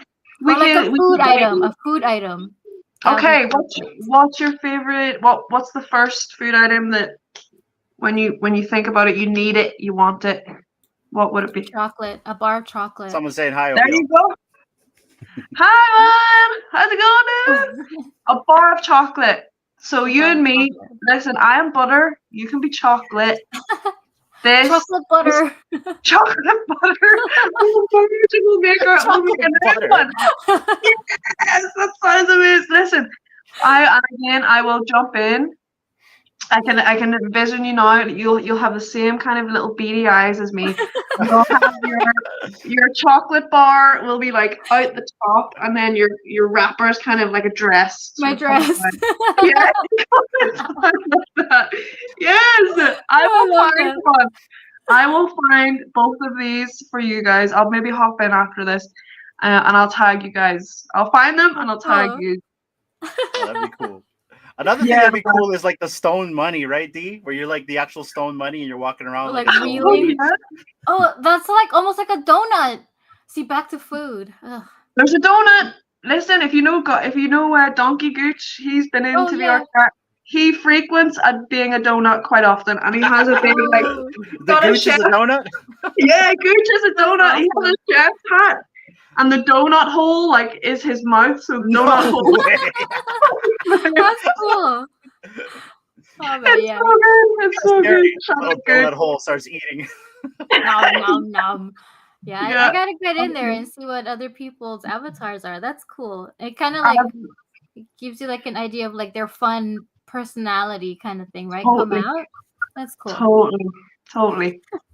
There's a real childlike wonder in these sort of spaces. I think it just because you're digitally there, but you know nobody can see you, nobody can see what you're doing in your house. So you can really get into it, and a lot of I managed to get like a good group of VeVe folks to come in. We must have had about 20 of us at one point. We all got in and we all played like tag. There's game worlds that are Yeah, there's game worlds. It was That's freeze so tag, cool. I think, and it's like a big maze sort of world. And yeah, you're split into teams, and then and we would have played Run. this for hours. Like, yeah, running around. Obviously, you've got your like you're on your computer and you're using WSD or you're using like the controllers. But yeah, hours and hours, and like we've been to raves in there. We've been yeah, we had the freeze tag night. We've had like a shooter, like a battle royale shooter game happen in there with a bunch of people. Yeah, it's really good fun. So yeah, I'll have to get you guys in. That'll be amazing. Yeah, Love this. what I like about this is for people that maybe you're having a bad day or like, you just want an escape, right? It's a good way to reinvent yourself and get yourself Mm. lost. I'm a big Star Trek fan, so like, it reminds me of a holodeck. I don't know if you know what I'm talking about, where you Yeah, open a door and then you get to go into a world you curate on your own, right? Like you said totally. in the beginning, the project or company gives you this construct, but you make it your own. And so I look at it like that, and the possibilities are endless. You're literally asking us, what do we want to be? Well, besides what we just said, we can literally be anything if you really think Totally. about it, right? You could be a Totally. paperclip for all you care. So 100%. 100%. And I think that's kind of where I, our community, like, it can be quite divisive, right? At times, people yeah, have a very clear vision of what they want, and what they want to be given by like a company like VeVe, and they kind of think like you were saying, Hanano, that they kind of think in the realm of AAA and like Fortnite and like an yeah. action game where there's always something given to you to kind You of need GTA quality special effects. If not, it's PlayStation. It's crap, but you're missing the yeah, point. You're missing yeah. on what it's being built purpose. This is my I opinion. That's agree. what I feel, and I feel like we're all on the same page. Yeah, it's much more a social experience, but like I know people are like, "Oh, what do you do with a social experience? What do you do?" But you have to come up with it. Like we have to design the experiences. We design the worlds. Like that's a huge part of why I love VR chat so much is because I don't create worlds myself, but I love to hop into. There's hundreds of thousands of worlds. You type it in, somewhere you want to go, a bunch will pop up, and you can just jump in and explore. And there's maybe games that have like been built into these worlds, but it's all coming from the mind of the individual. Um, and yeah, it's a different sort of looking at it from a different perspective.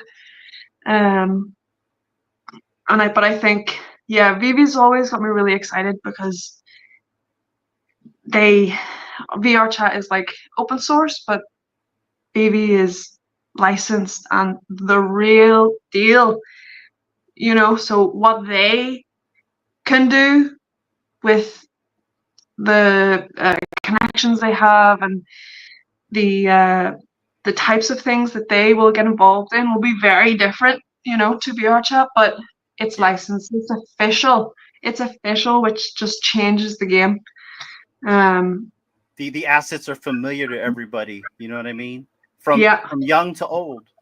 yeah, exactly, And I don't exactly. think it's going to be for everybody if you really think about it. So, like, in the beginning, anyway, I mean, you're always going to get the detractors like, oh, this is just crap. You know what I mean? This is not for me. And maybe Yeah, it's not, but you're right. It's like, I go back to the reference that you bring about The Sims, I mean, like, what made The Sims so popular?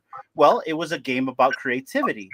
And so, yeah, like, even though exactly. the VeVeverse may not be for this specific person that's in the app right now, there's a bunch of creatives out there that Minecraft, that's another great one, right? There's a good Huge. example on how it's a pixelated version of, it's like a knockoff of SimCity, right? And it's a pixelated version. It's not AAA in my opinion, and you have Not to at build a all. world. It's not any different than what they're trying to create with this VeVeverse or any other metaverse after that. It's what you make of it. And I think that I think the issue is people have to try it first, and the Oh experience yeah, has to be, you have to, like, the experience, and there's going to be bugs along the way, but I mean, if you kind of have an understanding on what they're trying to do, at least, we're both on the same page. This is my opinion as well. I could be completely wrong. But for me, they're trying to create a social experience, a construct where we can all come together. We're doing it now in Twitter, in Discord, on StreamYards. But why can't we all just come together in VeVeVerse in one place and do what we're doing right now, but there in an immersive experience? Yeah, I'm with you.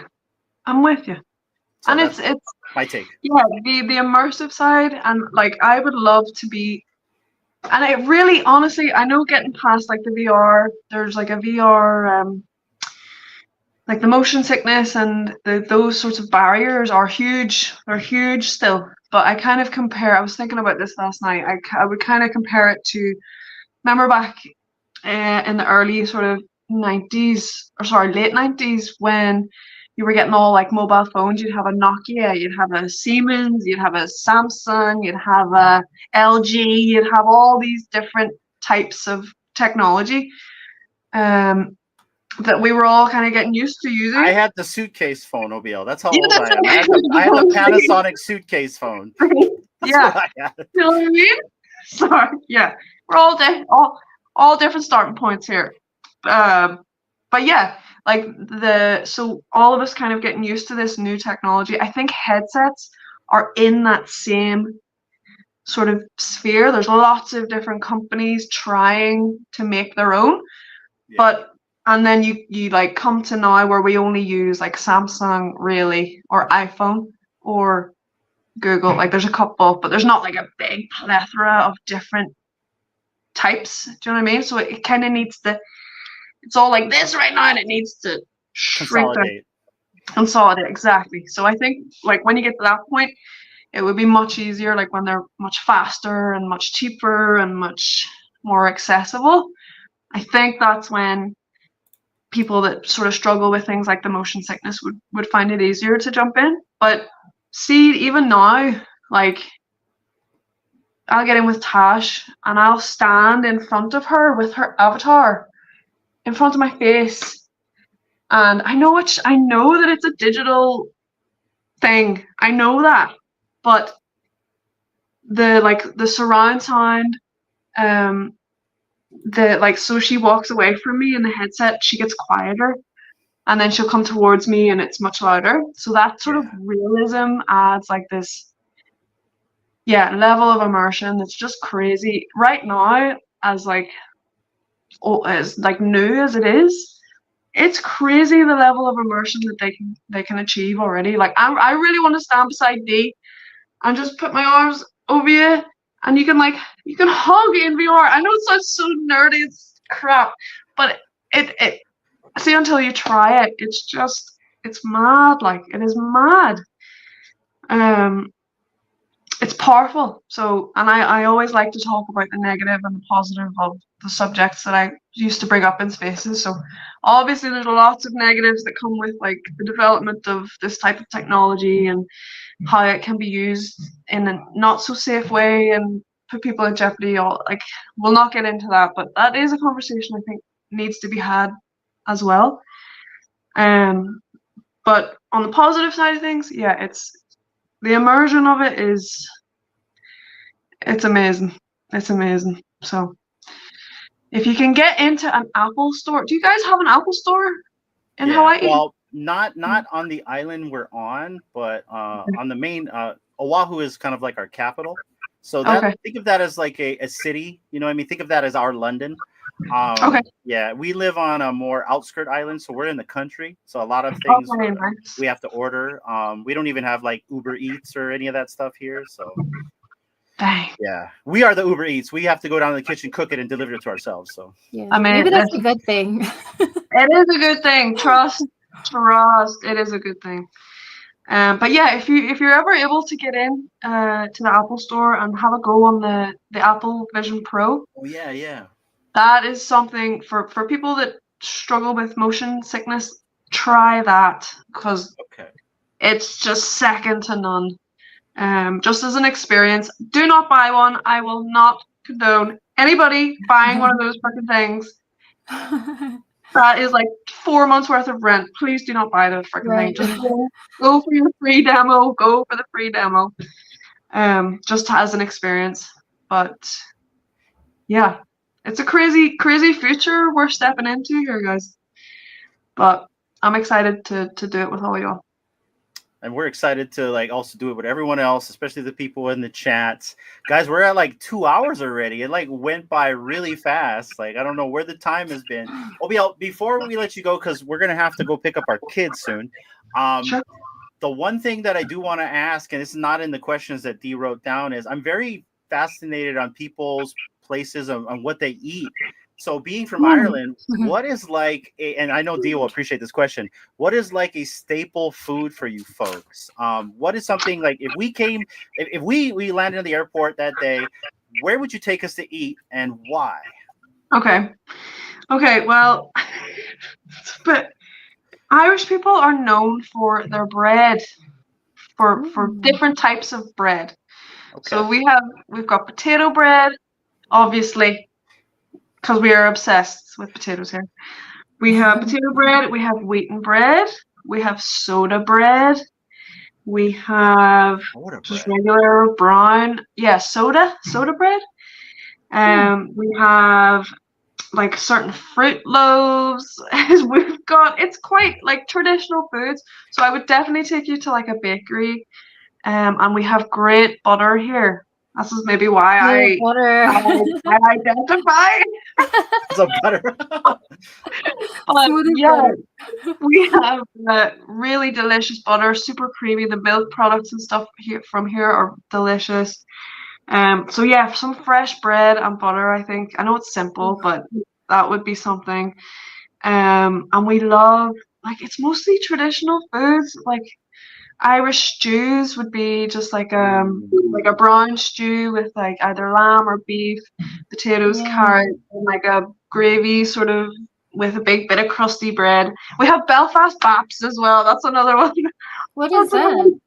It's like a Belfast bap. So, what would you call it? Like a burger, like a burger bun. Yeah. But multiply it by like that big. And it's like a crusty, it's almost like a French baguette bun. Okay. It's like a big, massive one. And you would slice it. Yeah, Belfast bap, it's called. So we have a bit of Belfast bap. But we love like fish and chips here. Fish and chips is a staple as well. But yeah, things like Irish stew. Colcannon is another quite traditional Irish dish, which is like, again, potato based with like ham hock and cabbage kind of mixed through it with loads of butter, obviously. I love ham hock. Yeah, delicious. So I definitely take you guys for like an Irish, traditional Irish meal. Definitely. See, I'm gluten intolerant, but that's because a lot of the bread here in the US is very processed. But here's the thing. So I've tried bread from Italy or dough from Italy, and it doesn't affect me.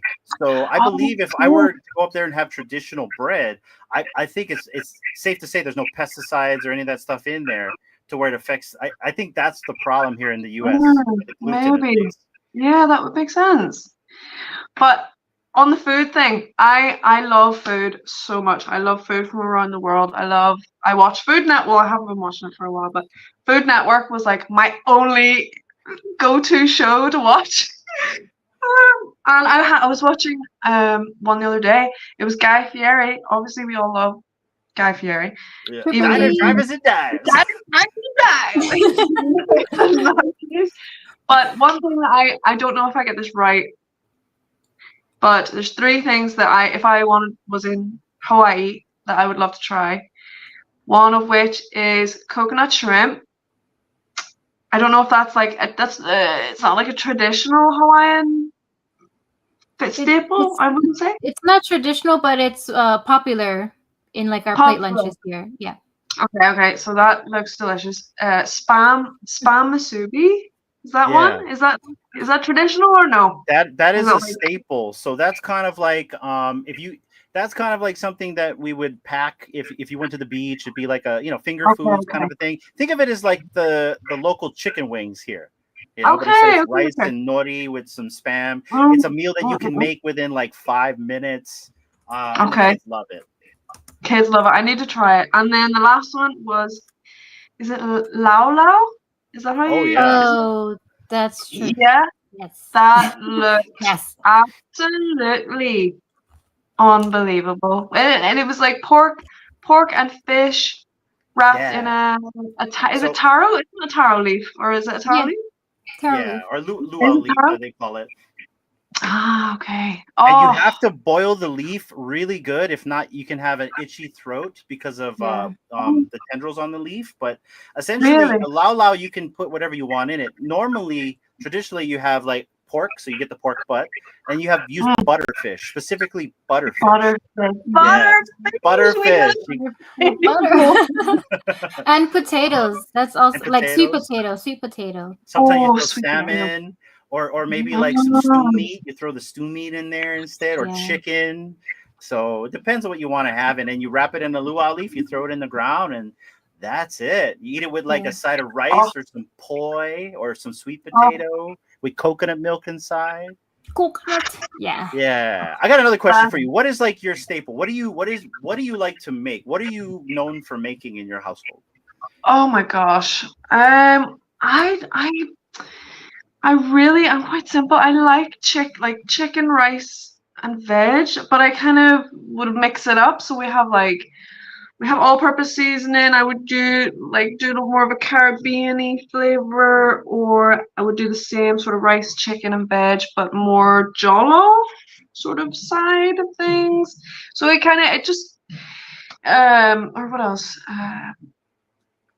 I know it's not very traditionally Irish at all, but love spaghetti bolognese. It's not really Ooh, yeah, I would love pasta dishes. I could just eat, yeah, like two o'clock in the morning last night. I woke up and was like, I'm famished.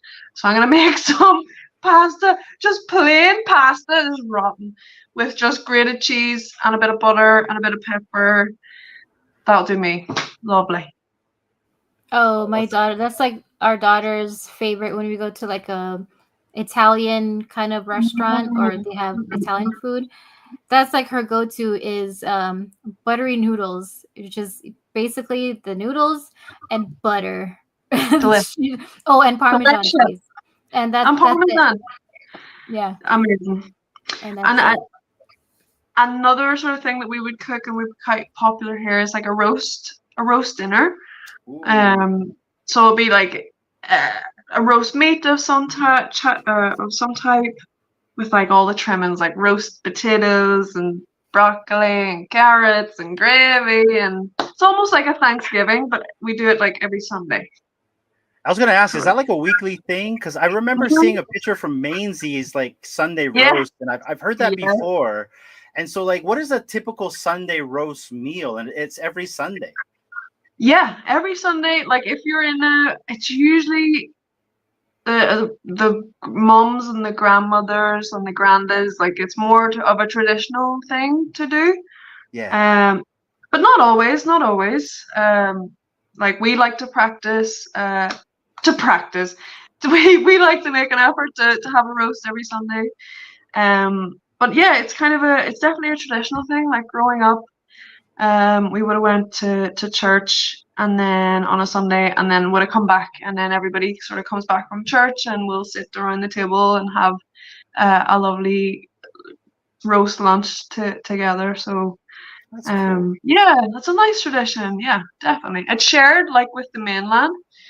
Um, but yeah, delicious. Stuff yourself full, and then a big, massive cup of tea and a big slice of like uh cream Cake. cake or like yeah, a big slice of cake or something after. See, I'm a baker, so that's the thing that I Oh, like to make. And so one of my staples that I make is a coconut cream key lime pie.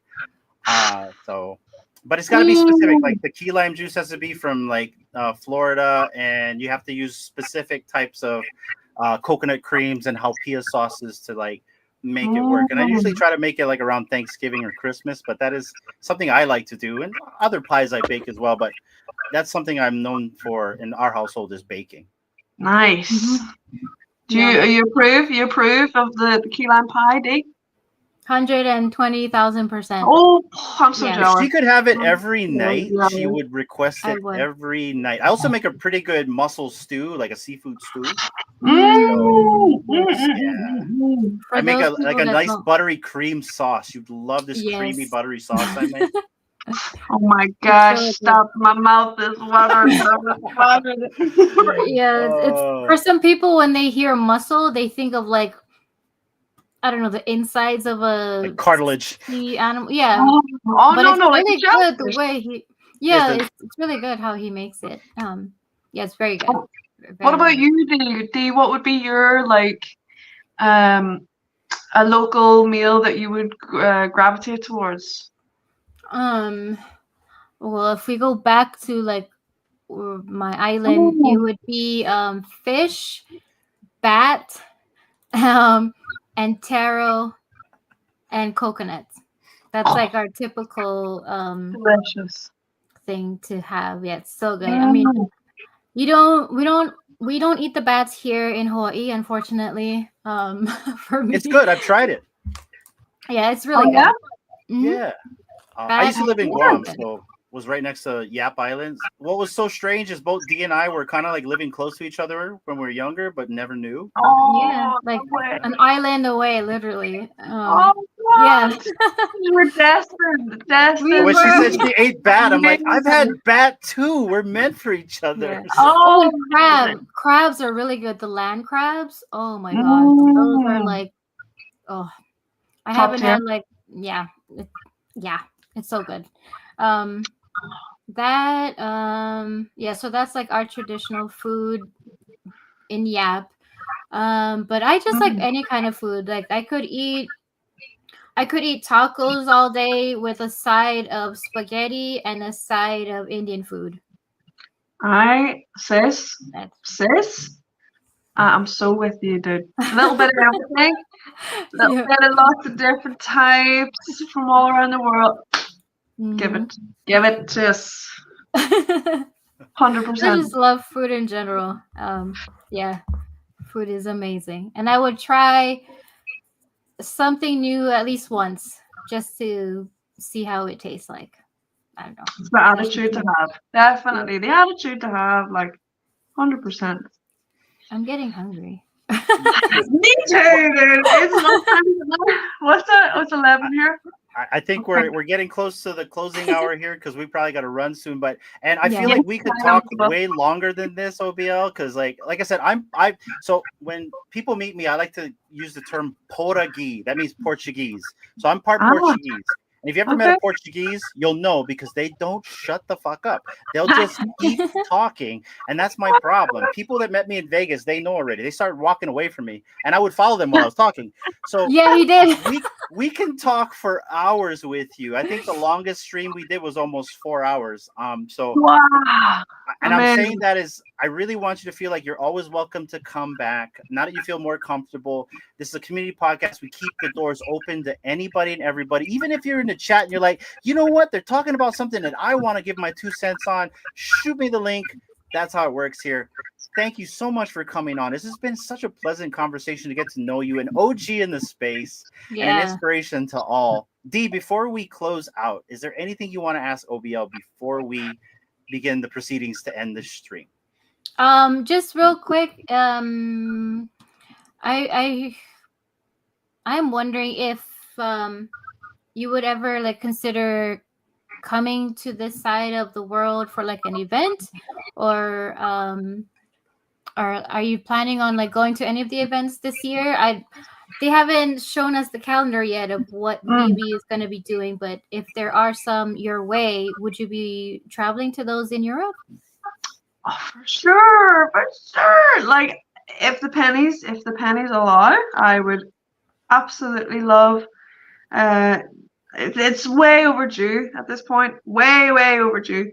I haven't been able to meet anybody from the fam yet, so absolutely, I would love to come to an event over this way. But I would also love to get over to your side of the pond and meet you guys, and yeah, that would be an incredible experience as well. We So always tell the VeVe fam, if you're ever in the area, just hit us up. We'll hang out. We'll go to the beach. In fact, we tried to meet Guri.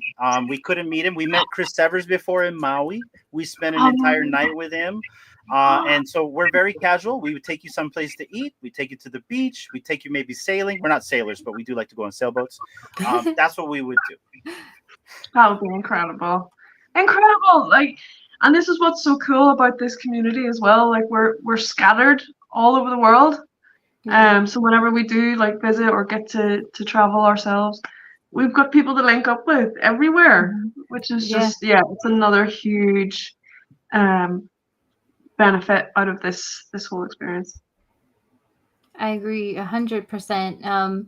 Because no matter if you've never been to a certain place, I guarantee you there's at least someone close by or in that area from the community that we're all in that will be like, oh, hey, yeah, for a day, I'll come out and meet you, and we can both go together. So it's not like totally all by yourself kind of thing. Yeah, that's really cool. Totally. Yeah, we're very lucky. Friends love company. So you know what? Anytime you need company, wherever you are, we are here for it. So awesome. Oh, Acro had a last minute question for OBL. Here we go. Acro! Last minute question for OBL. When party in VR, and what was your favorite place to visit while experiencing the Oculus?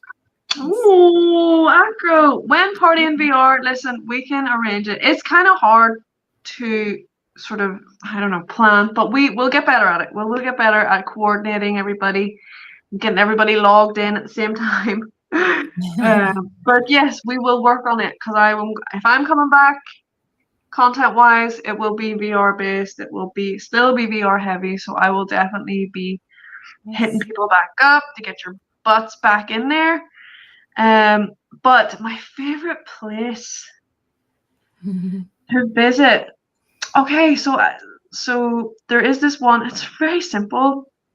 It's one world that I actually made my home world. So whenever you load up, you hop into this. Like, you make any world a home world. But if it's just one you particularly like, and I had made, it was like a Japanese street. So it was like it's a very small world. So it's only a couple of like roads, streets, and like high rise, and there's it's night, so the stars are all like sparkly and the moon's up there.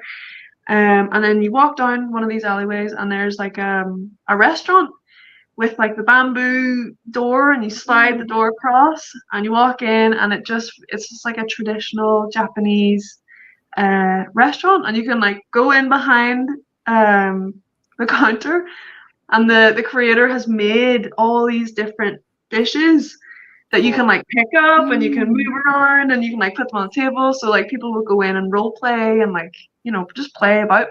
But it was the detail on the food that really shocked me. And there were like 15 different dishes like sitting on the counters. So yeah, that was like one of the most memorable worlds that I really enjoyed. And there's actually another one. It's like an astro world. You're kind of on a spaceship, and it's just horizon for as far as your eye can see. And you can actually, there's like a dashboard, and you can change the surroundings like outside the ship. So you could be like underwater, or you could be like at a volcano, or in space beside like a big planet. It's right in front of you. Oh, it's brilliant. It's class. It's class. That's so cool. Yeah. Oh, that is cool. Yeah, man. I'll get you there to go and see it. It's brilliant. See, my biggest wish when this VeVeverse comes out and we can hang out and do streams in there is I want to do the podcast in the Battlestar Galactica inside a spaceship, in a collectible. I basically want to design this in a collectible. You know, blow that thing up in the sky. If you want to come hang out with me, you got to come up there and hang out. So that's my dream. That's the goal. That is the goal. So many things. Thank you guys so much for coming on. Thank you, OBL, for gracing us with your presence. Really quick, you guys, we are running a giveaway from VeVe Official right now. This is your final chance to enter in the chat #Chili Peppers for a chance to win a VeVe Digital collectible. Also, we are going to be giving this to you, OBL. This is the real uncommon slab. This is a depiction of our family. So this is me, What? D. Here, let me make this bigger for you if I can. This is myself, D, our daughter, the kid, and also our son as our favorite DC superheroes. And so That my is son, we put a picture of. I've never seen. So, Guys, essentially, this is from one of our VeVe fam, Davo Art. He created this for us. So this is our second edition, including our son, because our first edition we didn't have him. So he added our son in here in the little tiny cute Superman. So this is going to you. This also has utility in our Discord. This will allow you for one chance to enter one of our monthly giveaways, but you got to give the slab back, or you keep it as a momentum of coming on the podcast. But this one is going to go for you. you're not getting that back. I'm sorry. Are you serious? Look at that. That is incredible. Holy crap. Thank you. And shout out to Davo who made this for us. And then you're also going to get this. You're getting this. This is a Kid Arcade free to love exclusive right here. This is going to go to you as well. Oh my God, guys. As a thank you for coming on the podcast. So these two will come to you. I don't, there's no utility with this one, but definitely with this one if you want to enact that. Listen, I'm in it for the art. I always have been. The utility for me is the art itself. So I will take that. Awesome. Thank you so much, guys. Yeah. Thank you so much, Dee, for having me on. Thank you so much for helping rearrange everything. Like, yeah, I really wanted to come meet you. So thank you so much for being so gracious and kind. Of course. Thank you. No, both of you guys. It's been a pleasure. Thank you so much. Let's go. It's been really One fun. more thing though, guys. We do have a VeVe official giveaway, but we do have a sponsored giveaway by a community member as well. We're going to throw this in as a second giveaway tonight, and that's this McFarlane Toys Digital Spawn right here, this Gunslinger Spawn. So besides the VeVe official giveaway, we also have this McFarlane giveaway. This was from a community member that wants to remain anonymous, and we will just be very quiet about that. We've been doing shout outs for other people, but this certain person that donated wants to be quiet. So that's okay. Absolutely. So we have the VeVe giveaway, and then we also have a community giveaway right here. So let's go. I'm going to give you guys a minute to enter hashtag Chili Peppers in the chat. First place for the VeVe giveaway, second place for this Gunslinger Spawn, and also OBL, this is going to you as well for coming on. Thank you so much, you guys. And OBL, final words. Give us some last words of inspiration for the chat before we let you go. Oh, we chatters, I love you. Thank you so much for coming and supporting this amazing team, this duo extraordinaire that we have here. And thanks for coming and chilling with us today. Words of what? Words of encouragement? What do you say? Just words, final words for you for today. Whatever you want. I know it's late. No, you're good. Sorry. Yeah, tired mum brain is creeping up. No, yeah, just thank you all for being such incredible community members. Like I always say that I'd never imagined in my wildest dreams for this little tiny community that I started off in, that is now just a vast, there's a vast group of us stretching across the freaking world, making all sorts of content, and yeah, just doing it with lots of heart and like putting their creative selves into whichever sort of medium you're doing, whether you're doing spaces or YouTube, or if you're gonna be building in the metaverse, or you're going to be, you know, doing interviews, or you're going to be talking about whatever it is. Yeah, I as a collective, I think we're a pretty special wee group. So I just hope that everybody can, yeah, continue to participate and like try new things, like come into VR chat and come and see what this madness is like, and we'll all get prepped together for this next chapter of what VeVe's gonna bring us. And with that being said, guys, let's get this giveaway going. This is for the random VeVe digital collectible. Let's see who's going to win. Let's find out, guys. Good luck. And may the juju be with you. Good luck, good luck. Let's go. Even the little prince is saying good luck. Kryptoni!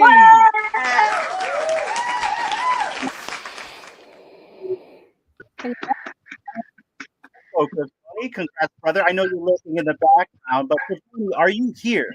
I'm sorry, I forgot to say you have to be here in order to win. I forgot to say. Tony, brother, I know you said that you were in the background. You got to be here, my guy. I'm going to give you. Oh, Tony. He's here. I Someone see tag him. He's Okay, here. nice. Let's go. Let's go, Let's brother. go. Woo!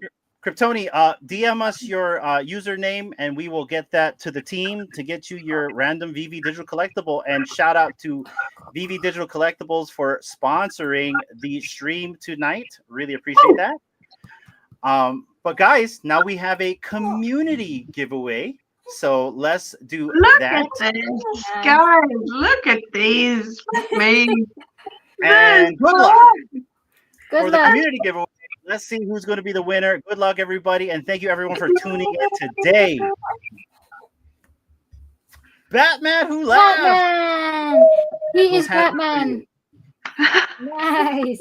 Congratulations, brother. We do have your wallet address. We will send this to you tomorrow.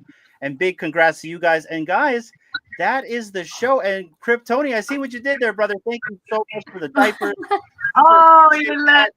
Our son goes through about 148 hours, so we're gonna need it. I really appreciate that. Let's go. OBL, thank you so much for coming and hang out with us. This has been such a pleasure, and you are always welcome to come and hang in the future. Dee, please close out the show. Yeah, thank you all for being here, coming to support us. And OBL, thank you so much for your time and just coming to talk to us. I'm glad we finally got to meet and, well, virtually, but still meet. And looking forward to actually meeting you in real life one of these days in the future. Yes, say bye. And it's been great just talking to you and just shooting the shit, basically. It's been fun and love the food talk. Very excited to get into the VR chat and traverse there and just meet people and build within that community too. So yeah, thank you for being here. Truly appreciate it. Thank you. And producer, thank you so much for arranging this evening. I've been waiting to meet your parents. They are as amazing as you sold them to me on the phone. Yes. He's looking. Keep doing your job. Keep being a producer. You're excellent at it, mate. You're excellent. Oh, guys, this has been fun. Thank you so much for hanging out. I hope everyone has a beautiful weekend. We will see you guys next week, Tuesday, and also next week, Friday, guys. We have a special interview. We're gonna wait to announce who's coming on, but we have we have two people coming on that you guys have not seen in a very long time. So I'm looking forward to that. And but at that, Dee, anything else before we go? Hope everyone has a great weekend. As always, be kind to one another and support each other however and whenever you can. And yeah, just have an amazing weekend, everybody. And get some sleep if you can, right? Mm-hmm. Yeah. Yep. Sleep is good. All right, guys. Until the next time, take care and aloha. Aloha.